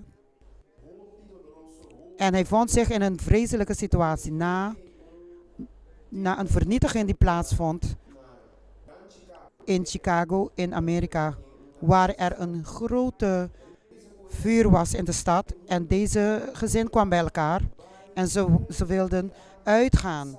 Ze wilden naar een ander land gaan. Ze wilden gaan reizen in Europa.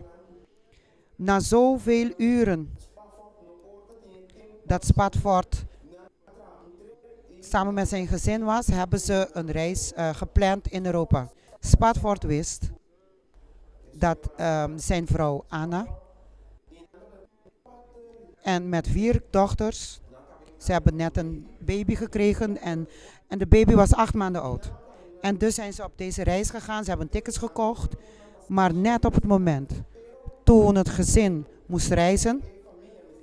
moest vliegen of reizen, Horatio sprak met zijn vrouw en zei tegen haar: schat, vanwege het feit dat ik zo druk ben op dit moment, denk ik dat jullie maar vooruit kunnen gaan, dan zal ik achter jullie komen.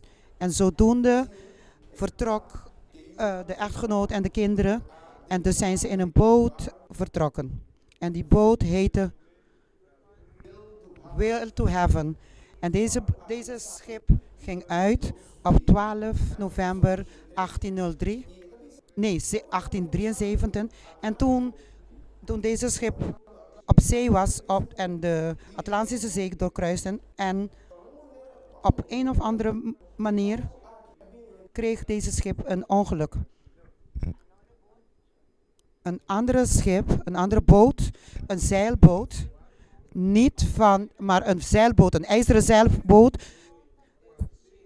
kruiste net voor deze schip en kwamen ze in een ongeluk, in een botsing. En 236 mensen kwamen te overlijden. En ook alle 4 kinderen van Horatio Spaatvoort. Luisteraar en kijkers, kunt u zich voorstellen de pijn, hoeveel pijn deze familie doorheen moest. Hoe moeilijk het was voor deze gezin. Een reis die iets leuks, waar ze aandacht aan elkaar konden geven, werd een ramp. Dus de vraag komt dan: kan er vrede zijn in de ramp? Kan er vrede zijn in deze situatie? In rampen? Het zegt, vanwege deze pijn, vanwege de pijn die het gezin Spafford doorheen ging, kwamen ze in contact met de grote evangelist Dwight Moody. Dit was heel moeilijk voor Spafford. Toen zijn echtgenote tegen hem zei, de enige die de ramp had overleefd, was Anna, dat is de echtgenote zelf. En het zegt, al naar gelang Spafford getroost werd door het woord van Dwight Moody, terwijl Dwight Moody met hem sprak, al naar gelang hij zocht om dichter bij God te komen. God in zijn liefde heeft deze man geïnspireerd met het lied 530. Die in onze zangboek zit. Het is goed met mijn ziel. It is well with my soul. Het is goed met mijn ziel. Als we deze woorden even bekijken. Met vrede in mijn ziel zal ik vervuld zijn wanneer verdriet groot wordt. Wat zal mijn leven zijn? Leer mij te zeggen, het is goed. Het is goed met mijn ziel. Mijn ziel is goed met Jezus. Een man in zo'n grote pijn. Hij had de baby van 8 maanden verloren en al de andere dochters verloren. Allemaal waren ongeveer tussen de 9 en de 12 jaar. Allemaal heeft hij kwijtgeraakt. Leven heeft veel rampen. Dat jammer genoeg, omdat wij in een zondige wereld leven, moeten we ermee omgaan. We kunnen verschillende noemen, zoals de tsunami in Jakarta. In Jakarta in 2004, waar zoveel mensen overleden waren. De aardbeving in Haiti. De vuur in Australië. Maar het heeft heel veel vernietiging voor veel vernietiging gezorgd. Dus het heeft veel vernietiging gedaan in de natuur van Australië. En experts denken dat waarschijnlijk meer dan 1 biljoen dieren hebben hun leven kwijtgeraakt. En verschillende andere species hebben hun leven kwijtgeraakt die recentelijk plaats heeft gevonden in Australië. 5000 huizen werden verbrand. En nu hebben we iets dat we nooit hebben meegemaakt in onze tijd. Iets dat we ons niet konden voorstellen die zo groot kan worden. De coronavirus. Die verspreid is rond de wereld. Zodat de hele wereld regels moeten nemen. En de Heer zegt, toen de discipelen bij hem kwamen en ze waren bezorgd. En ze zagen Jezus lopen en hij preekte. En ze hoorden hem op verschillende plekken dat hij zegt dat hij terugkomt. Dat hij is gekomen om met een doel te volbrengen. Hij is gekomen om te redden wat verloren was. En dus, na al deze dingen, na al deze tijd van het einde, heeft Jezus beloofd dat hij terug zal komen. En in het boek van Matthäus 24, 7 zegt het woord van God: de discipelen konden het niet meer volhouden, zijn bij hem gegaan. En ze hebben hem gevraagd: Heere, zeg tegen ons wanneer deze dingen zullen gebeuren. En ze waren bezorgd en ze wilden weten. En de Bijbel zegt in 24:7. En het woord van God zegt in Matthäus 24:7. Naties zullen opstaan tegen naties. En op verschillende plaatsen zullen er aardbevingen en hongersnood zijn.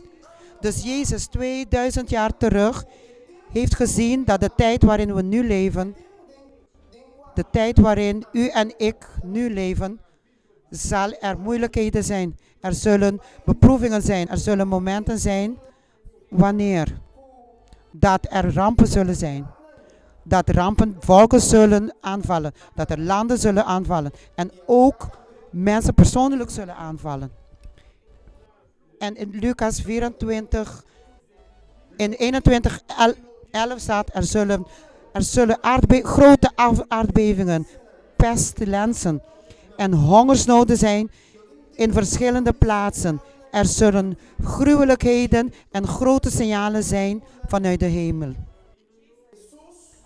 Jezus, onze Heer, meer dan 2000 jaar terug, ongeveer 2000. En daarvoor heeft God ons ook laten zien dat de tijd waarin we nu leven, zal een moeilijke tijd zijn. Al naar gelang dat we aan het einde komen, zullen we door onzekere momenten gaan. Zullen we door momenten gaan waar ziektes de wereld zal overheersen. Niet alleen maar zal hij landen aanvallen. Zoals we nu hebben een pandemie.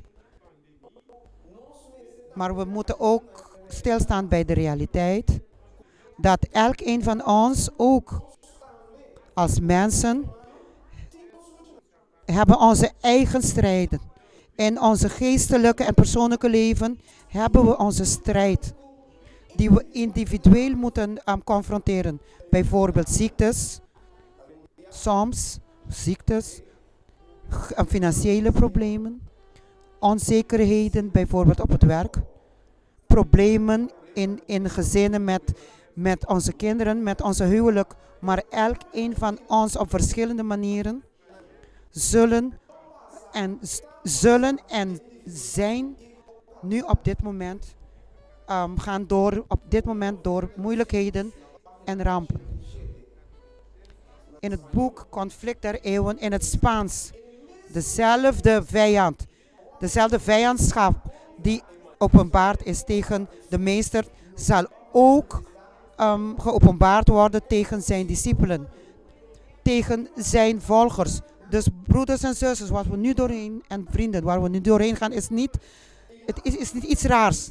En jammer genoeg moeten we zeggen, al naar gelang de tijd voorbij gaan en al naar gelang we het einde bereiken, zal het erger worden, zal moeilijker worden. En het blijft zeggen, wie dan ook van ons die oplet dat de vreselijke karakter van de zonde en met de goddelijke macht tegen zonde zullen de wraak van de duivel meemaken. En de boosheid tegen de volgers van God zullen ze meemaken. Al deze dingen zullen blijven bestaan. Al deze dingen zullen blijven terwijl dat zonden en zondaars bestaan. En de discipelen van Christus en de volgers van de Satan kunnen niet verenigd worden. Er is een strijd. Er is een oorlog gaande. het feit dat er een opstanding was in de hemel. Het woord is heel duidelijk hier. De opstanding in de hemel. De opstanding die van het begin van de wereld is begonnen. Waar de mens in zonde is gevallen. Waar de mens in ongehoorzaamheid is gevallen. Vindt tot de dag van vandaag plaats. Dus vind het niet raar als er moeilijkheden rijzen. Vind het niet raar als pijnen zich voordoen in jouw leven. In 2 Timotheus 3:12. Laten we in 2 Timotheus 2:12. In 2 Timotheus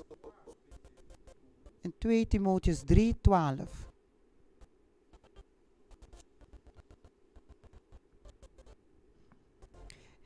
We lezen 2 Timotheus 3:12. Het zegt, trouwens, allen die in Christus Jezus godvruchtig willen leven, zullen vervolgd worden. Heeft u goed gehoord wat het zegt? En het zegt trouwens, en waarlijk. En Paulus zet nadruk hierop. Het zegt trouwens, allen die in Christus Jezus godvruchtig willen leven, zullen vervolgd worden. Dus alles wat er nu gaande is, alle moeilijkheden die zich hebben voorgedaan door deze virus, zijn signalen die ons laat zien in welke tijden we leven. In een tijd dat we dingen zien die we nooit eerder hebben gezien en nooit hadden gedacht dat we zullen zien. Wanneer regeerders, wanneer landen, complete landen, moeten een lockdown moeten zetten, zodat ze alles kunnen doen om de verspreiding van dit te beheersen. Maar het is goed om te begrijpen dat in dit conflict, dat u en ik begrijpen dat de Heer die wij volgen, dat de God die wij volgen, deze crisis voor deze crisis heeft gezorgd. De God die wij dienen, die kijkt eerder uit naar de welzijn van de mensheid. Hij zit in de zaak van verlossing. En daarom zegt Jezus, ik ben in deze wereld gekomen om te redden wat verloren was. En het is goed dat u en ik begrijpen dat de opstanding dat in de hemel begon, nog steeds bestaat. En in Jeremias 29:11, Jeremias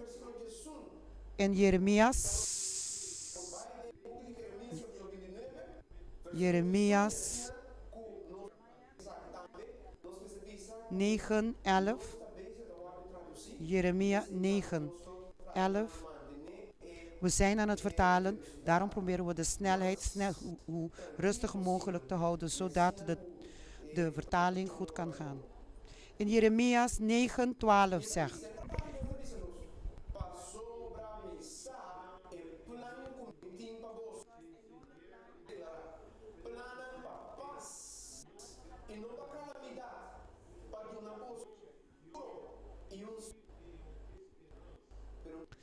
maar in al deze calamiteit, mijn broeders en zusters, het is goed dat de mens begrijpt dat de Heer ons niet kan verlossen buiten onze wil. Al naar gelang wij toelaten, al naar gelang wij Hem zoeken, al naar gelang wij Hem op de eerste plaats in ons levens willen zetten, zal verlossing komen, zal verlossing realiteit worden in ons levens.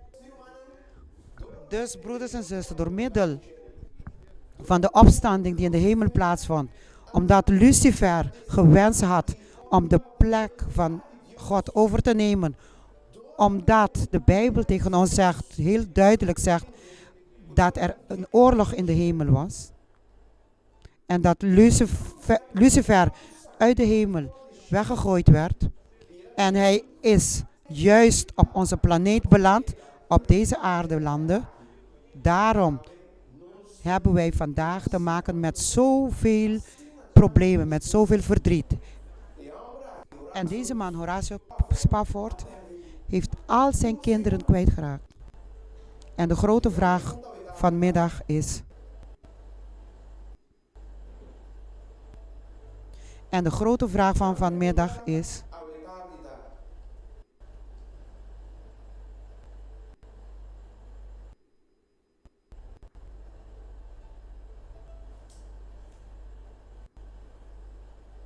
is het mogelijk om vrede te hebben tussen de rampen, tussen de problemen? Is het mogelijk? Als we kijken naar de pijnen, naar de verdriet die er nu heerst. Veel mensen zijn aangetast door de coronavirus. Velen zijn degenen die geliefden hebben kwijtgeraakt. Velen zijn degenen die nog steeds aan het lijden zijn. Velen zijn degenen die in intensive care zitten. Dus ik wil u bemoedigen om in gebed te blijven. Blijf vragen. Blijf smeken aan de Heer. Om mensen te besparen.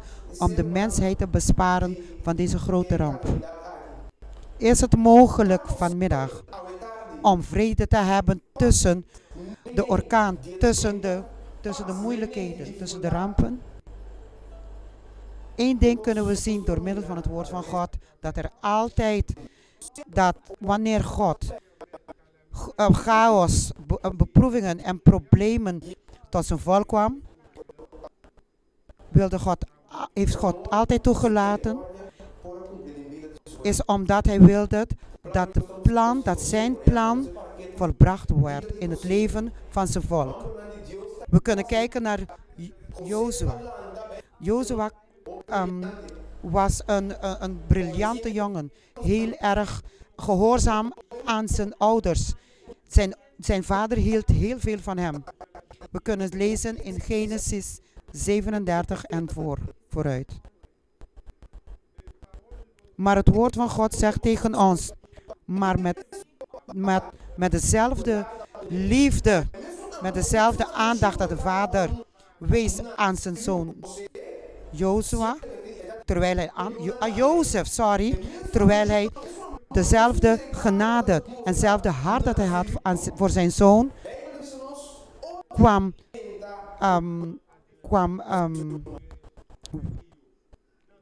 woede in de harten van de broeders. De woede en de jaloezie dat in de harten van de broeders van Jozef kreeg. Jozef kreeg 2 dromen. We gaan ze allemaal niet lezen, maar ik zal ze vertellen. In Genesis 37 en Jozef had een droom. En toen hij deze droom had verteld, begonnen ze hem meer te haten. Ze haten hem al door de manier hoe de vader met hem omging. Maar toen Jozef de eerste droom kreeg en hij vertelde zijn broeders deze droom, en begonnen de broeders hem meer te haten. En in vers 9 staat ook, in Genesis 37, en Jozef had een andere droom. En het woord van God zei, hij heeft een andere droom gehad. Nu heb ik weer een droom gehad. En die hij aan zijn broeders verhaalde. Hij zeide, nu heb ik weer een droom gehad. En zie, de zon, de maan en 11 sterren bogen zich voor mij neer. En het woord van God blijft ons zeggen. En meer woede, meer haat kwam in de harten van de broeders. Dus besloot de vader om te gaan kijken om te gaan kijken hoe het gaat met zijn broers. En hij kwam iemand tegen en hij vroeg, heeft u enkele herders gezien die daar in de buurt waren? En de herder zei, ga zus en zus plaats en je zult je broeders vinden. En de Bijbel zegt op het moment dat ze Jozef zagen aankwamen en met de woede die ze hadden, en zeiden ze tegen zich, dit is een goede kans. We zullen hem nu afmaken. We gaan hem nu vermoorden. We zullen hem nu vernietigen. En ik wil dat u nu hierbij stilstaat. Jozef is door vele beproevingen gegaan. Jozef, een jongere die tot God behoorde. Jozef, een jongere, een jeugdige die God aan het voorbereiden was om voor een grote toekomst. Ondanks de plan dat God had voor Jozef. De Bijbel zegt, Jozef is door veel moeilijkheden en veel problemen gegaan. Mijn broeders en zusters, vrienden, ik weet niet welke probleem, welke moeilijkheid u doorheen gaat. Misschien hebben ze jou gezegd, je hebt geen werk. Misschien ziet u dat je dromen vernietigd worden door anderen. Jozef is ook hier doorgegaan. De grote mannen van God zijn ook door deze calamiteiten gegaan. De Bijbel zegt in Genesis 37, 20. Genesis 37, 20. Ik wil dat u samen met mij in deze boek gaat van de Bijbel. In Genesis 37, 20. Ik geef je kans om het te zoeken. En we lezen. Nu dan, komt. Kijk wat ze aan het plannen zijn. Kijk hoe ze samenwerken tegen Jozef. Nu dan, komt. Laten wij hem doden. En in een van de putten werpen. En laten wij dan zeggen, een wild dier heeft hem verslonden. En nu wat ik wil dat u bij stilstaat, waar het zegt. En dan zullen wij zien wat er van zijn dromen terechtkomt. Dus hier kunnen we zien dat deze broers van Jozef, als ze Jozef aanvallen, wanneer ze Jozef zullen vermoorden, wanneer ze plannen tegen Jozef, zullen ze ook de dromen van Jozef vernietigen. Mijn broeders en zusters, als God een droom heeft voor jou, en ik wil u zeggen, God heeft een droom voor u. Mijn vriend, de Heer heeft een droom voor u. Ik weet niet wat u doorheen bent gegaan gedurende deze afgelopen week. Gedurende deze moeilijke tijden die we doorheen gaan. Deze tijd is een tijd dat we met de realiteit moeten leven. Met moeilijkheden, met moeilijke momenten die onderweg zijn. Maar de Bijbel zegt tegen hem, maar deze grote mannen van God zijn ook door deze calamiteiten gegaan. Misschien spreek ik tegen iemand. Misschien spreek ik tegen een persoon die voelt, die aan het denken is. Dat door al deze dingen die hij doorheen moet gaan. Kijk hoe al mijn dromen vernietigd worden. Soms door mensen. Soms door calamiteiten die zich voordoen in onze levens. Soms moeilijkheden die zich voordoen. Maar broeders en zusters, vrienden, blijf aan de kant van God staan. Ik weet niet wat de calamiteit of de persoonlijke situatie waar u in zit. Samen met de coronavirus. God zal calamiteiten toestaan. God zal moeilijkheden plaatsvinden. Zal toestaan dat problemen plaatsvinden. Hou rekening hiervan. Let op. God zal toestaan dat deze dingen gebeuren. Maar dat betekent niet dat uw leven dat uw leven mislukt is. God zal moeilijkheden en calamiteiten toestaan om in naar ons levens te komen. Maar vanmiddag, zoals het boek van Jozef zegt, het boek van Genesis zegt, ons laat zien, door middel van het verhaal van Jozef, dat het niet de calamiteit is dat belangrijk is. Wat belangrijk is, waar staat u? Aan welke kant bent u? Wie heeft u op de boot? Praat ik soms tegen iemand dat misschien door dit probleem, die zich heel erg eenzaam voelt deze dagen? Soms iemand die ze hebben gezegd dat u uw baan kwijt bent. Broeders en zussen, vrienden, blijf standvastig staan in de handen van God. Verlaat God niet. De kinderen van God. Wanneer een deur dicht gaat, zal een andere aan de andere kant open gaan. God zegt tegen ons, heeft ons laten zien door middel van deze mannen. Jozef, Jozua, Abraham, Daniel, David. Al deze mannen, door middel van hun leven heeft God ons laten zien, vandaag laten zien, in de tijd dat we nu leven. En laat ons nu nog steeds zien dat Hij ons nooit zal verlaten. Dat God ons nooit zal verlaten. God had een plan voor Jozef. De vijand heeft van alles gedaan om hem te vernietigen. Om zijn leven te vernietigen. De vijand heeft van alles gedaan om hem te vernietigen. Om hem totaal af te wijken van zijn plan. Maar als God een plan voor je leven heeft. Hij is de koning der koningen. Hij is de Heer des heren. Hij is onze schepper. Door middel van hem zegt Hebreeën dat we bestaan. Alles is naar deze wereld. Alles in de wereld is geschapen door middel van hem. Er is niets boven hem. Hij is de vredevorst. Hij kan je nooit in de steek laten. God was Jozef aan het voorbereiden. Nu gaan we in onze Bijbel in hoofdstuk Genesis 37 en vooruit. En dan kun je over het leven van Jozef lezen. Hoe interessant, hoe gezegend. Wanneer we zien hoe Jozef heeft gestaan aan de kant van God. Ze zeiden, laten we hem vermoorden. Laten we hem in een van de putten gooien. En we zullen zeggen, een wilde dier heeft hem vernietigd. Ze wilden hem vermoorden. Ze willen hem vernietigen. En trouwens, het waren zijn eigen broers. En laten we zien wat er zal gebeuren met zijn dromen. In Genesis 37 en vers 20.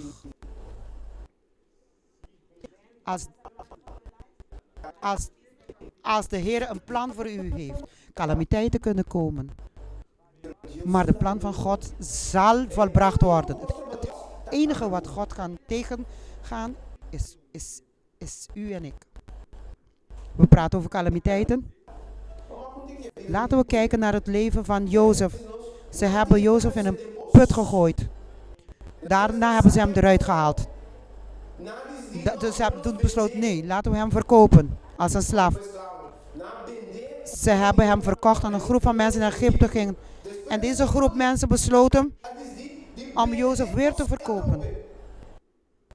Dus Jozef was samen met zijn familie. Jozef was met zijn vader.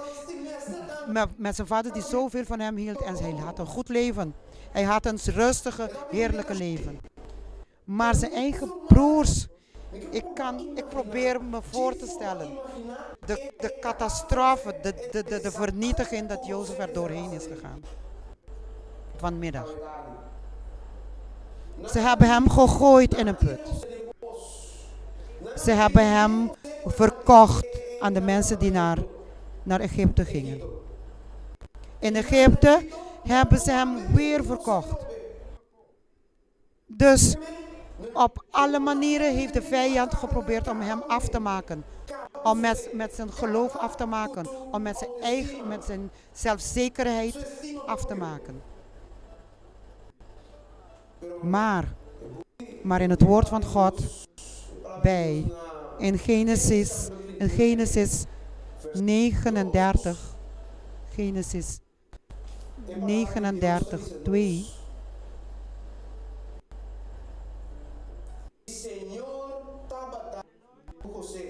En de Heer was met Jozef, zodat hij een voorspoedig man werd. En hij woonde in het huis van zijn Heer, de Egyptenaar. Kijk nu. En in vers 3 staat. Toen zijn Heer zag dat de Heer met hem was. En dat de Heer alles wat hij ondernam onder zijn hand deed gelukken. Zegt. En alles wat hij ondernam onder zijn hand deed gelukken. Mijn vriend, mijn broeders en zusters, de Heer wil dat u begrijpt. Degenen die aan het kijken zijn, de Heer wil dat u begrijpt. Er zijn geen omstandigheden. Er zijn geen beproevingen. Er zijn geen moeilijkheden. Ik weet niet waardoor u op dit moment heen gaat. Uw baas heeft gezegd, kom niet meer naar, naar het werk. U heeft een geliefde verloren. En het woord van God zegt, maar de Heer zal er zijn om u te troosten, voor u te zorgen. Want de Heer zal er zijn. Omdat Jezus in de boot was. Omdat Jezus, volgens Mattheüs 8, omdat Jezus samen met de discipelen in de boot, toen de orkaan kwam, zeiden de discipelen, zijn de discipelen naar Jezus gaan. Zijn ze naar de baas van het universum. Naar degene die het universum heeft geschapen. Naar degene die ons geschapen heeft. Degene waardoor alles bestaat. Zijn ze bij hem gegaan. Naar degene die het leven geeft. Naar degene die alles overheerst. Laat Jezus jou nooit, laat de Heer u nooit verlaten. Laat de Heer nooit van uw boot afdalen. De Heer zegt tegen ons in Mattheüs 28, die vertelt het verhaal. En hij zegt, mannen van weinig geloof, sta op.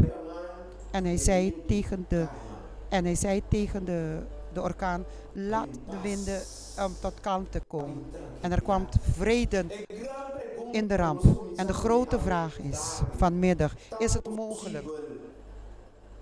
het mogelijk om vrede te hebben tussen de orkaan, tussen de rampen?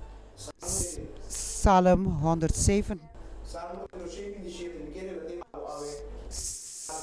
127 zegt, als de Heer het huis niet bouwt, als de Heer het huis niet bouwt, als de Heer er niet in uw huis is, als het Heer niet in uw gezin, niet in uw geestelijk leven, als de Heer niet in uw persoonlijk leven is, als de Heer niet het centrum van uw leven is. De psalmist zegt, als de Heer het huis niet bouwt, dan heeft het geen zin voor degene die het huis bouwen.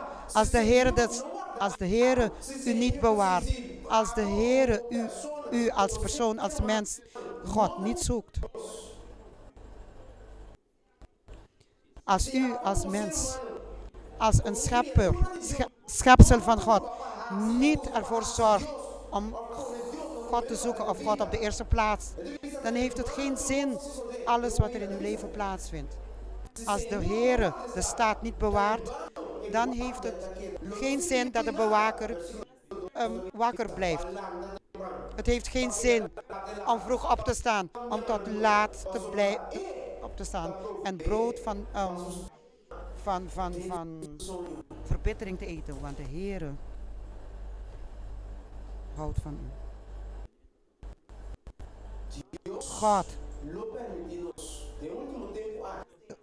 God laat ons toe. Jezus, 2000 jaar al terug, heeft ons gezegd, degenen die standvastig blijven tot het einde, zullen verlost worden, zullen gered worden.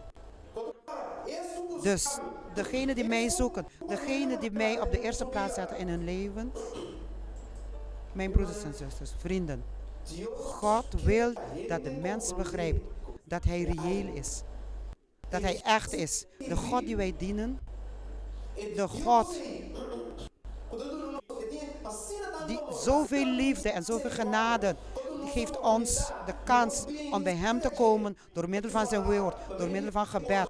We kunnen hem persoonlijk zoeken.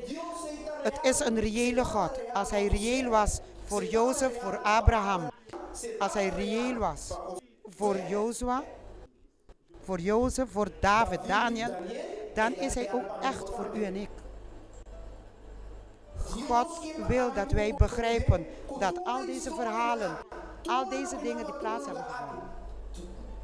God heeft Jozef voorbereid voor een speciale reden. En al deze verhalen die plaats hebben gevonden in het leven van Jozef kunnen ook met ons gebeuren. Ondanks de ramp. God wil dat u en ik begrijpen dat als wij hoop hebben in Hem, als we Hem op de eerste plaats zetten in ons levens, dan hebben we vrede tussen de calamiteiten, tussen de orkaan. Want ik weet, zegt de Heer, omdat ik weet, zegt de Heer, de plannen die ik voor jullie heb. En verklaart de Heer. Nee, ik verklaar het, de Heer verklaart het. Plannen voor vrede. Niet voor calamiteiten. Om u een toekomst te geven en een hoop te geven. Jeremias 29, versen 11. Deze jongeling werd voorbereid vanaf klein. Samen met zijn ouders. Samen met zijn broers. Het woord van God. Hij heeft 2 dromen gekregen. Die hem liet zien welke plan God voor hem had. Te laten zien wat God door middel van zijn leven wilde laten gebeuren. God heeft een reden waarom u op de wereld bent gekomen. Mijn vrienden, mijn broeders en zussen die naar ons kijken, die naar ons luisteren. God heeft een doel voor u. Laat niemand u voorliggen. Laat niemand u onderwaarderen of vernederen of u breken. Zet uw vertrouwen in de Heer, in de Almachtige God. Zet uw vertrouwen in Jezus. Zet uw vertrouwen in degene die leven geeft. Zet uw vertrouwen in de eeuwige Vader, in de vredevorst. Als uw vertrouwen in Hem zit, als aan deze kant de deur dicht gaat, gaat aan de andere kant een andere deur open.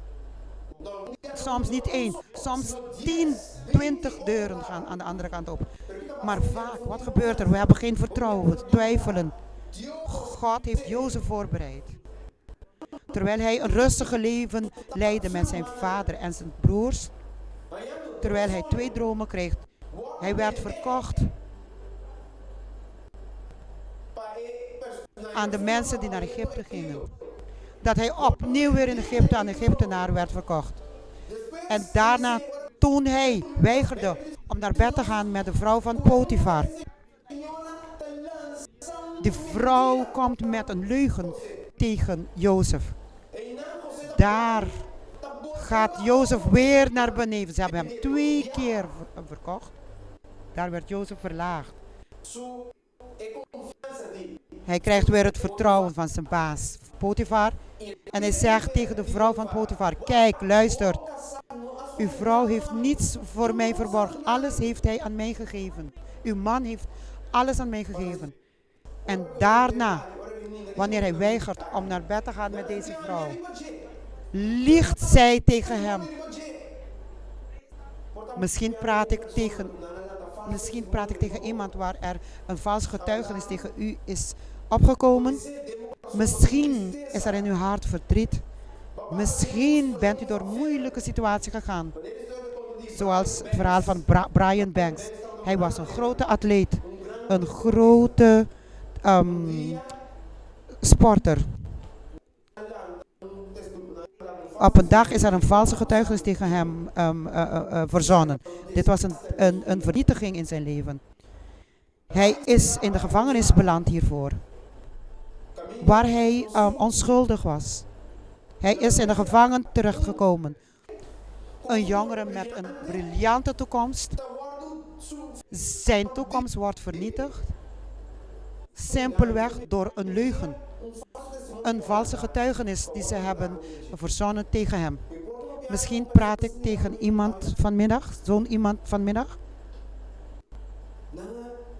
Misschien hebben ze een valse getuigenis verzonnen tegen Jozef. En daarna is Jozef in de gevangenis beland en is een tijd in de gevangenis gebleven.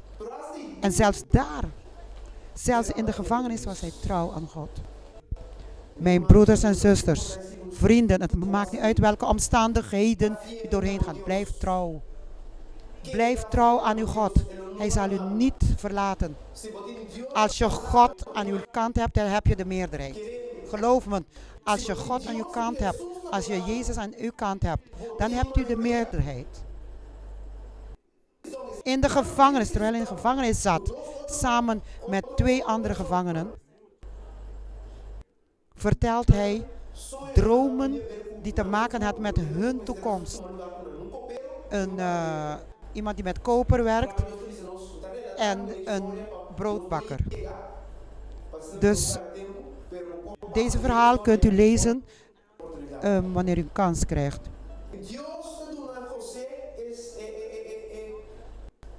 God geeft aan Jozef de kennis over deze twee dromen. En deze worden geïnterpreteerd. En hij interpreteert ze voor deze twee mensen. En hij zegt tegen de schenker: jij zult teruggaan en de koning dienen. Maar aan de bakker zegt hij: in 3 dagen zullen zij jou vermoorden. En de Bijbel zegt, Jozef zegt tegen de schenker: als je bij de koning komt en wanneer je leven weer normaal is, vergeet mij niet. Opnieuw krijgt hij weer een slag. Ze vergeten hem. De schenker was helemaal vergeten. Hij werd gezegend omdat Jozef zijn droom had geïnterpreteerd. En toch had hij Jozef compleet en totaal vergeten. Gaat u door calamiteiten en hij zegt: een man van God, waar er een grote plan voor had. Hij is door zoveel calamiteit, hij is in een put gegooid. Hij werd verkocht, weer verkocht voor de tweede keer aan Potifar. Ze hebben valse getuigenis verzonnen tegen hem. Daarna, Potifar gelooft zijn vrouw en hij zet Jozef weer gevangen. Ze vergeten dat Jozef in de gevangenis zat.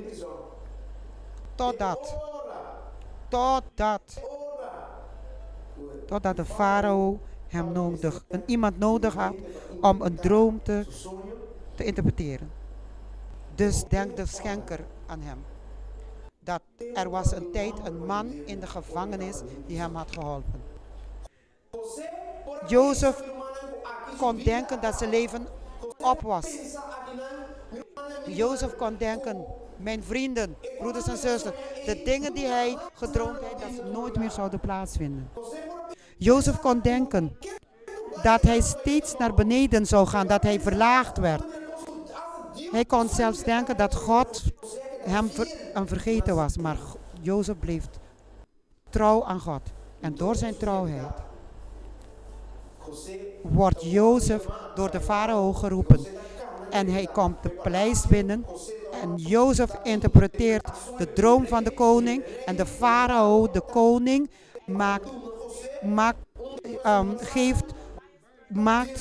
geeft Jozef de positie van onderkoning. God heeft de calamiteit gebruikt. God heeft de moeilijkheid gebruikt die hij nu doorheen ging. Zodat zijn volk, de Bijbel zegt, zodat zijn volk, al de mensen in die tijd, na de hongerstijd, konden leven. Konden eten. En de boodschap van God aan u vandaag, de Heere wil dat u leeft. Hij heeft een plan. Hij heeft een gezegende plan. En niets en geen enkele omstandigheid. En u kunt hier zeker van, niets en geen enkele omstandigheid kan God in de weg staan om deze plan die hij voor u heeft te volbrengen in uw leven. Het enige dat hem in de weg kan staan, bent u zelf. David was al als koning ingezegend. Maar David had geloof in God.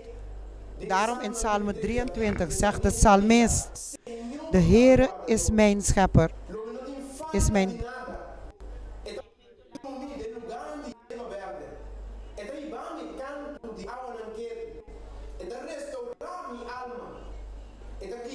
De Heer is mijn herder, mij ontbreekt niets. Hij doet mij nederliggen in grazige weiden. Hij voert mij in rustige wateren. Hij verkwikt mijn ziel. Hij leidt mij in de rechte sporen om zijn naams wil. Zelfs al ga ik door een dal van diepe duisternis, ik vrees geen kwaad, want gij zijt bij mij. Uw stok en uw staaf, die vertroosten mij. Gij richt voor mij een dis aan, voor de ogen van wie mij benauwen. Gij zalft mijn hoofd met olie. Mijn beker vloeit over. Ja, heil en goede tierenheid zullen mij volgen al de dagen van mijn leven. Ik zal in het huis des Heeren verblijven tot in lengte van dagen. Het geloof dat David had in zijn Heer. Twijfel niet. Ondanks de omstandigheden die u nu doorheen gaat. Of misschien afgelopen week doorheen bent gegaan. Of doorheen bent gegaan in de situatie die we nu doorheen gaan. Die steeds moeilijker wordt. Twijfel niet. Want zijn plannen zijn niet de plannen die de Heer heeft. Zijn plannen van vrede. Hij is degene die de Rode Zee heeft opengemaakt om zijn volk te redden. Hun heeft gelijk in de woestijn en hun de 10 geboden heeft gegeven. Nadat alles wat Mozes heeft gegeven voor één fout dat hij heeft gedaan, kon Mozes de heilige land Kanaan niet binnengaan. Maar vandaag zegt de Heer, zegt het woord van God tegen ons, wanneer Jezus veranderd moest worden, wie kwam Jezus tegen? Mozes. Al die andere mannen van God slapen met de hoop dat Jezus in de wolken des hemels zal komen om de mensheid te redden. Maar God in zijn genade en in zijn liefde heeft Mozes en Elias de kans gegeven en Enoch ook de kans gegeven om te genieten, om al te genieten van alles wat God voorbereid heeft voor degenen die hem houden. Hij is niet in de aardse Kanaan gegaan, maar door de liefde van God is toch de plan van God volbracht. De plan van God was dat God de aardse Kanaan en de hemelse Kanaan in zou gaan. Maar hij is niet in de aardse Kanaan gekomen, maar hij is naar de hemelse Kanaan gegaan. 2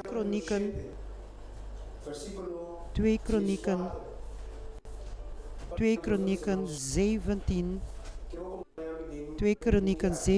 14.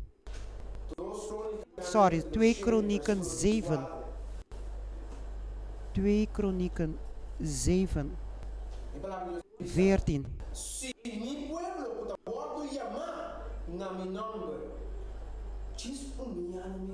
En mijn volk waarover mijn naam is uitgeroepen, verootmoedigt zich. Zegt, heb u gehoord wat hij zegt? En zij bidden en zoeken mijn aangezicht en bekeren zich van hun boze wegen, dan zal ik uit de hemel horen en hun zonde vergeven en hun land herstellen. Daniel zegt, laat ons duidelijk zien. Zijn collega's hebben een complot gemaakt tegen hem. De collega's van Daniel hebben hem verloochend. Ze zijn naar de koning gegaan en hebben de koning tegen hem volgepropt met valse getuigen. Maar Daniel is zich niet gaan verdedigen. Hij is niet gaan uitleggen. Eén ding heeft Daniel gedaan. Hij is in zijn kamer gegaan. Hij is in gebed gegaan, zoals hij altijd deed, 3 maal per dag. Zoals zijn gewoonte was. Hij heeft zijn ramen opengemaakt en hij begon met zijn God te praten. Allemaal zijn in de hoop overleden of ingeslapen. In de gezegende hoop. En in de hoop die u en ik ook kunnen hebben. In de hoop waar Jezus heeft beloofd dat hij op een dag dat hij terug zal keren. Op een dag zal hij terugkeren om zijn volk te verlossen.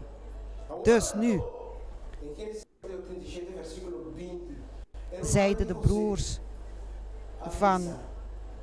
broers van Jozef, nu dan, laten we hem vermoorden.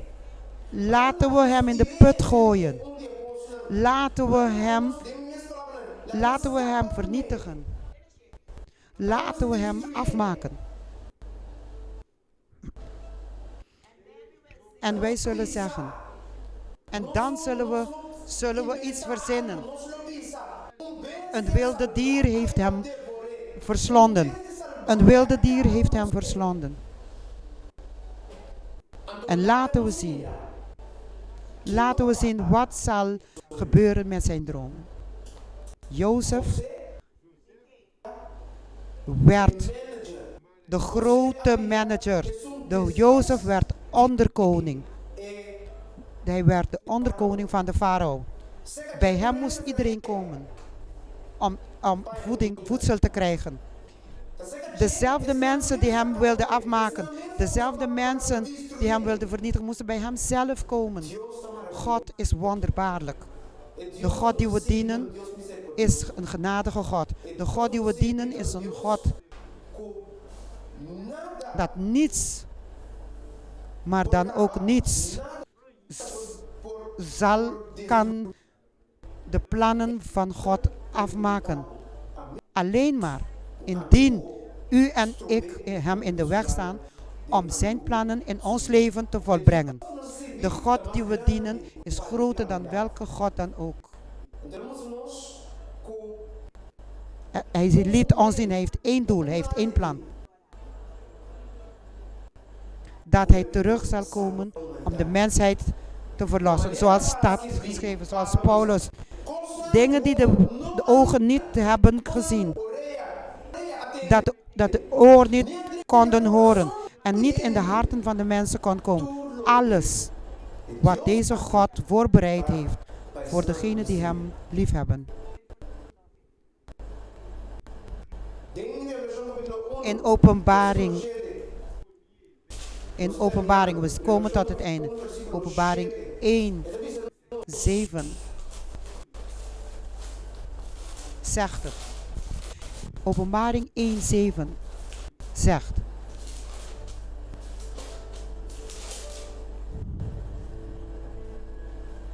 Zie, hij komt met de wolken en elk oog zal hem zien. Ook zij die hem hebben doorstoken. En alle stammen der aarde zullen over hem weeklagen. Ja, amen. De God die u en ik dienen. De God waarin ik en u geloven. De God die tot ons praat door middel van zijn woord. Is een God. Is een genadige God. Is een God die zijn belofte zal volbrengen. En zijn belofte is: als u en ik trouw blijven, zullen we een dag de hemelse Kanaan ingaan. Niet wat deze wereld ingaat. Alles wat deze wereld aan ons biedt, alles wat we doorheen gaan in deze tijd, is niet te vergelijken met wat God heeft voorbereid voor degenen die van hem houden. En voor het laatst in openbaring, ik heb een nieuwe hemel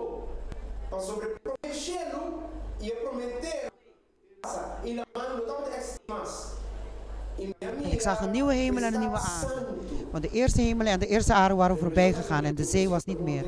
En ik zag de heilige stad, een nieuw Jeruzalem, nederdalende uit de hemel, van God, getooid als een bruid, die voor haar man versierd is. En ik hoorde een luide stem van de troon zeggen: zie, de tent van God is bij de mensen en hij zal bij hen wonen. En zij zullen zijn volken zijn en God zelf zal bij hen zijn. De plan van God, broeders en zusters, het plan van God is dat er een dag komt, na al deze calamiteiten, na alles wat we hebben ervaren, zal er een dag komen dat we leven met hem, persoonlijk met hem kunnen leven. En we hebben dat geen zon nodig. Wat? En God zelf zal, en hij zal tussen hen zijn. Hij zal alle tranen van de ogen afwissen en de dood zal niet meer zijn. Nog rouw, nog geklaagd, nog moeite zal er meer zijn. Want de eerste dingen zijn voorbij gegaan. En hij, die op de troon gezeten is, zeide: zie, ik maak alle dingen nieuw. En hij zeide: schrijf, want deze woorden zijn getrouw en waarachtig. Als de plan van God is volbracht in het leven van Abraham, in het leven van Jozef.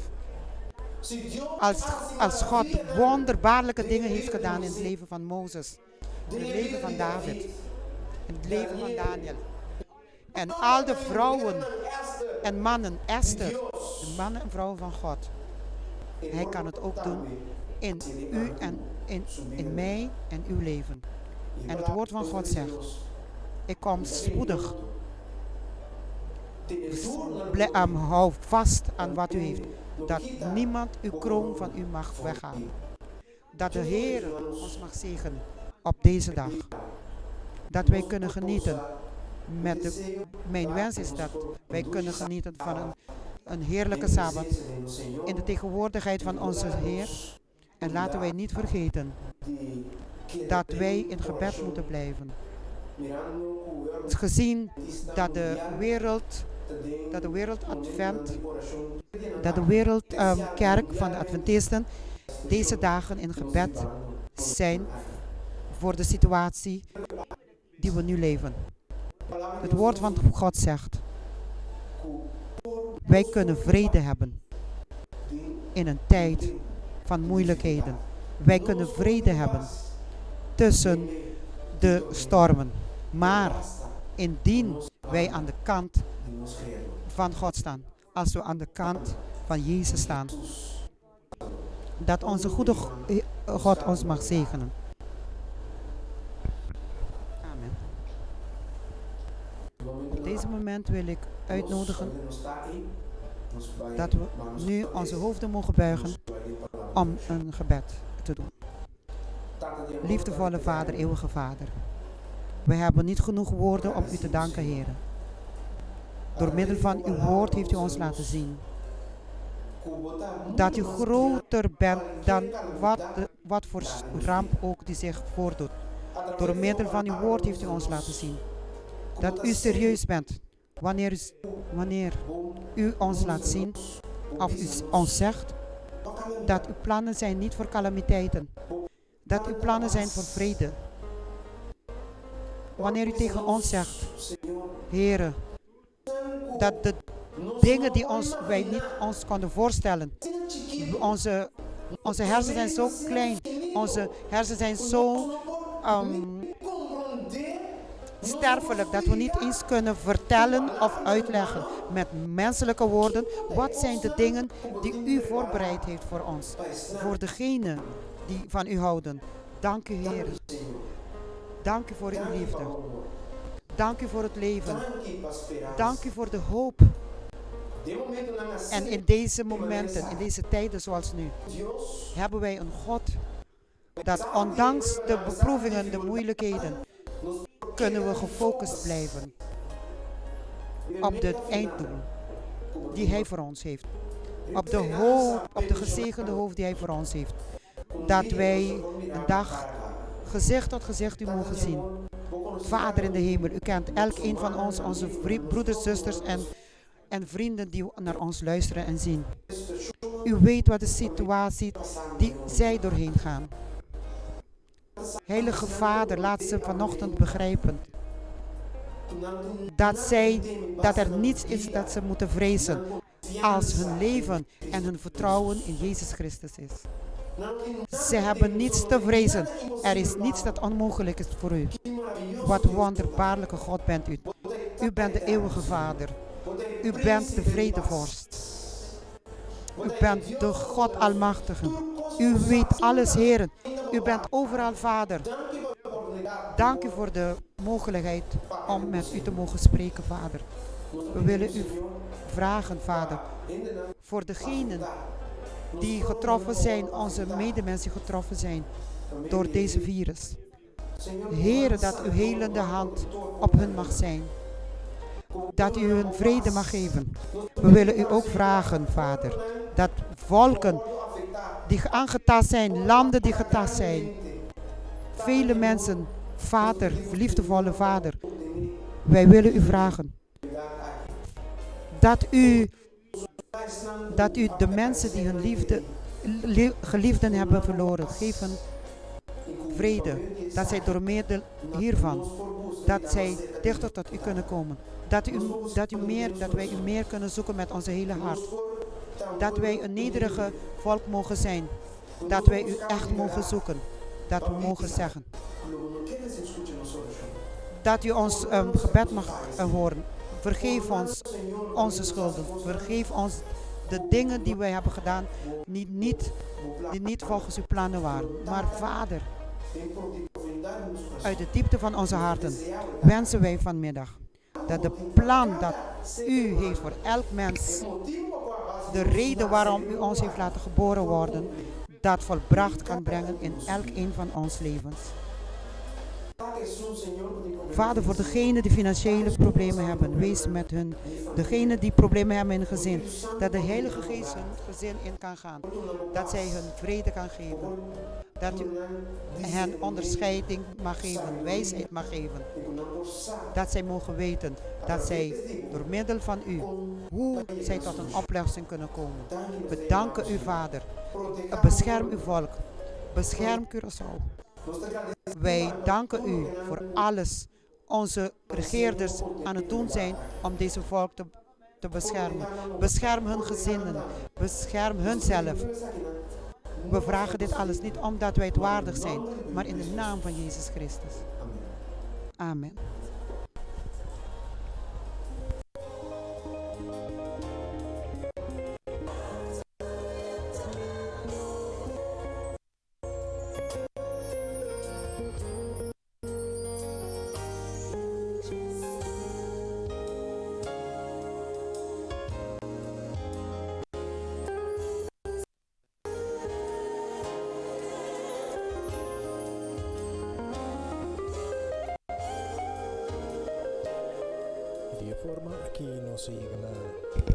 Zodoende zijn we tot het einde gekomen van onze omroep vanochtend. We hopen dat u gezegend bent en we verwachten u woensdag, wanneer we zullen beginnen om 7:30 met de dienst van woensdagavond. Blijf genieten de rest van de dag.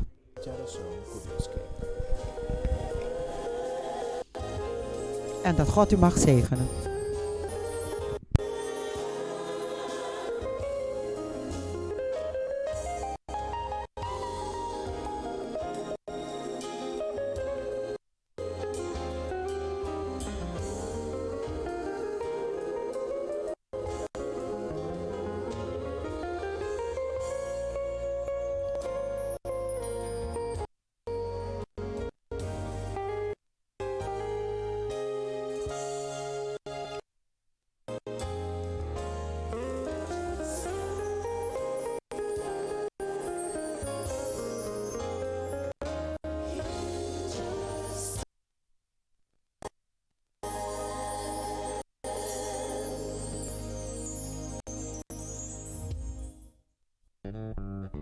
Radio Esperanza, Radio Esperanza Corazón y Radio Culucambia Vida.